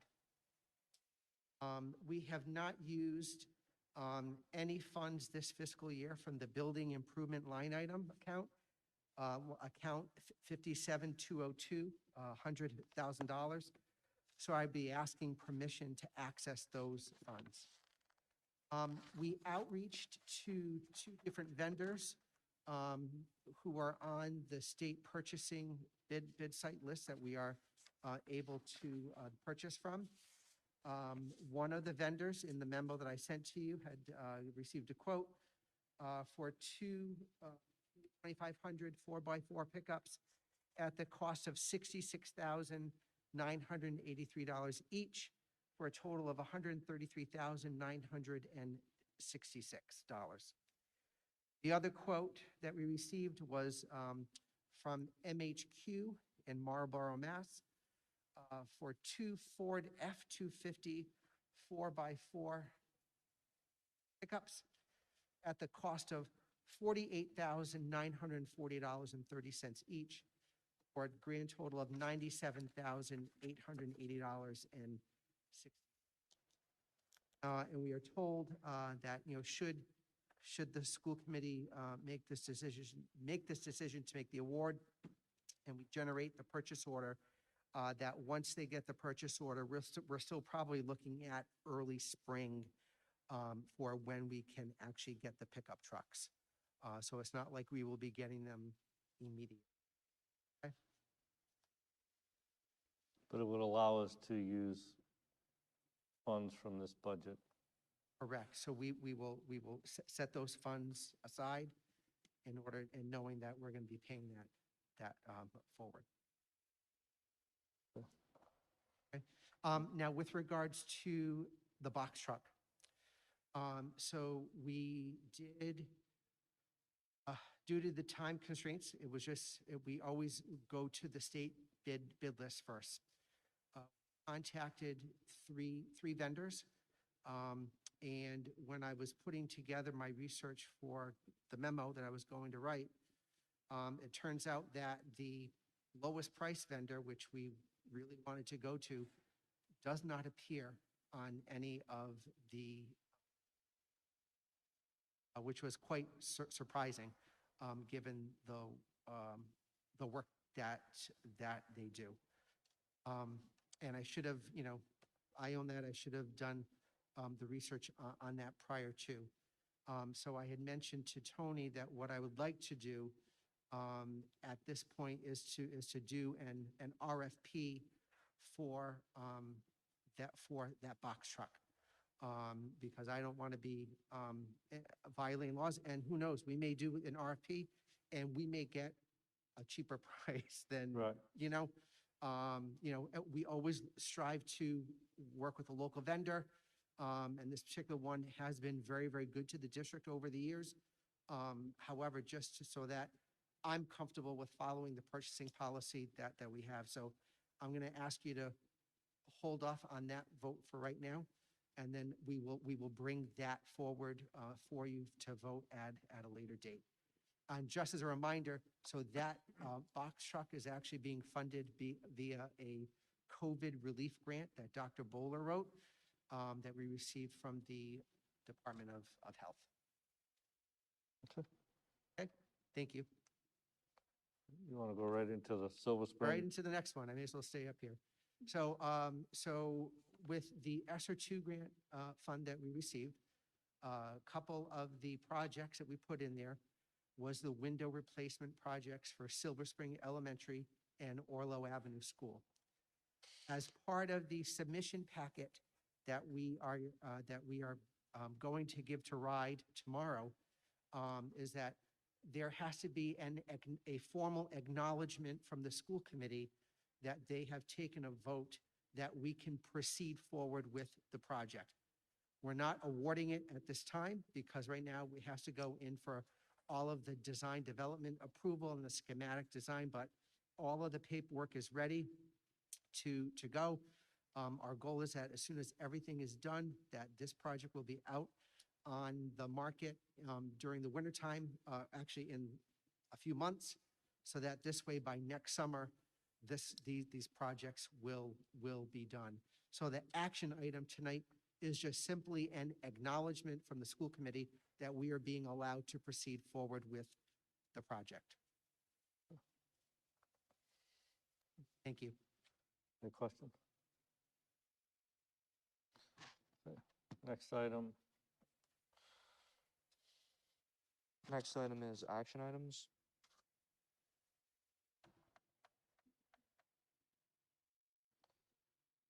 we have first action, consider and vote to approve the bill list. Questions, comments, or motion? I'll move to approve. Motion by Mr. Chonis to approve. Do we have a second? I'll second. Second by Mr. Brandel. All in favor signify by saying aye. Aye. Aye. Any opposed? Motion carries. Second item, consider and vote to approve the contract for the information system and data specialist. I'll move to approve. Motion by Mr. Chonis. Do we have a second? Second. Second by Ms. Azanero. All in favor signify by saying aye. Aye. Aye. Any opposed? Motion carries. Third, consider and vote to approve the 12 new paraprofessional positions. Do we have a motion? I'll move to approve. Motion by Mr. Chonis. Do we have a second? Second. Second by Ms. Azanero. All in favor signify by saying aye. Aye. Aye. Aye. Any opposed? And thank you, and I apologize for missing that. I missed it too. I forgot I put it. So next, items 4 through 10 are construction-related projects, and Mr. Enos is standing at the ready. These were vetted and approved last night at the building committee meeting. You can go right through 4 through 10, and then we'll do it all Got it. together. So for construction invoices for payment, AI3 basic services, $29,484.68. AI3 extra services, $11,900. Gilbane Building Company, $3,557,040.70. Peregrine Group LLC, $59,000. Stephen Turner Inc., $22,294.20. Filch Engineering, $5,202.50, for a total of construction invoices of $3,684,922.08. For furniture, fixtures, and equipment,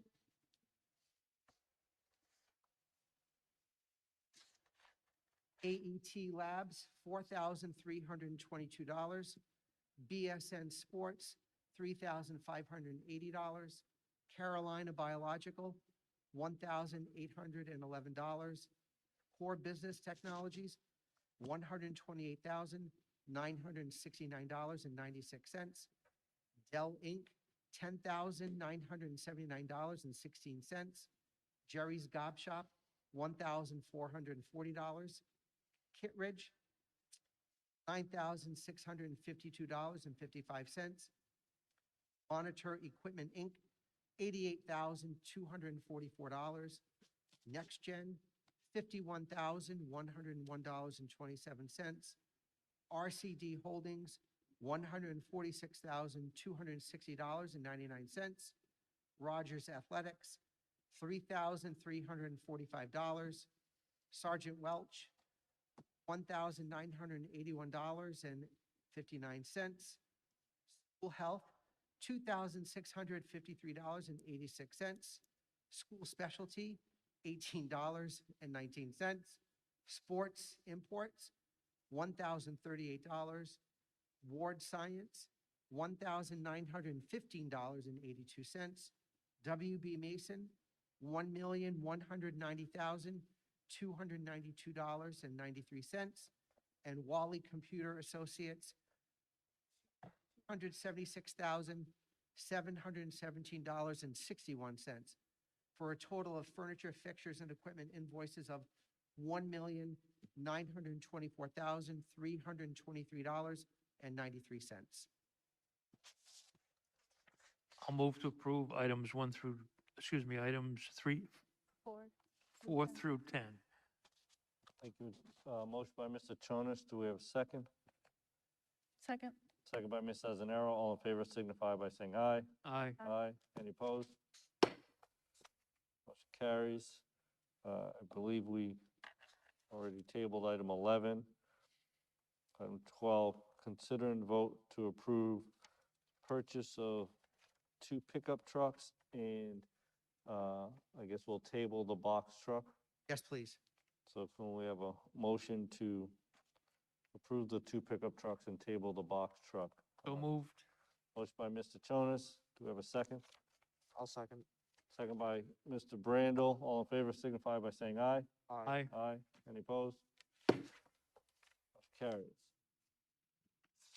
Consider and vote to approve the start of the Silver Spring and Orlo Avenue window replacement projects as explained. Do we have a motion? I'll make the motion to approve. Motion by Mr. Brandel. Do we have a second? Second. Second by Ms. Azanero. All in favor signify by saying aye. Aye. Aye. Any opposed? Carries. Final action is consider and vote to award the masonry repair RFP for Silver Spring and Hennessy Elementary Schools. If I may, to talk about that first. So we went out and did an RFP for that work. And unfortunately, we only had one response for the project, and that was from a company that was from out of state. We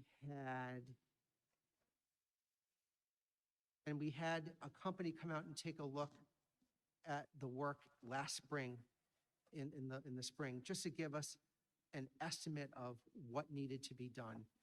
And so we had a general number of where we thought that work might land. And the quote that we received, the one bid response that we received, was about $45,000 higher than what that initial quote was. Tony and I reviewed it, and we look at it. Yeah, are the price of materials going up? Yes. However, to make a decision like this just based upon one response for an RFP, I was not comfortable with that. And so Tony and I were talking about, with the winter time coming up, we know it wasn't going to start anyways. Maybe we go out again and, and maybe we really pound the pavement to get it out more, and to see if we can get more than one response. So with all of that being said, I'm asking you to hold off on approving that action item for tonight. Thank you very much. Thank you. So I will entertain a motion to table item 14. I make that motion. Motion by Mr. Jonas. Do we have a second? Second. Second by Ms. Azanero. All in favor signify by saying aye. Aye. Aye. Aye. Any opposed? Motion carries.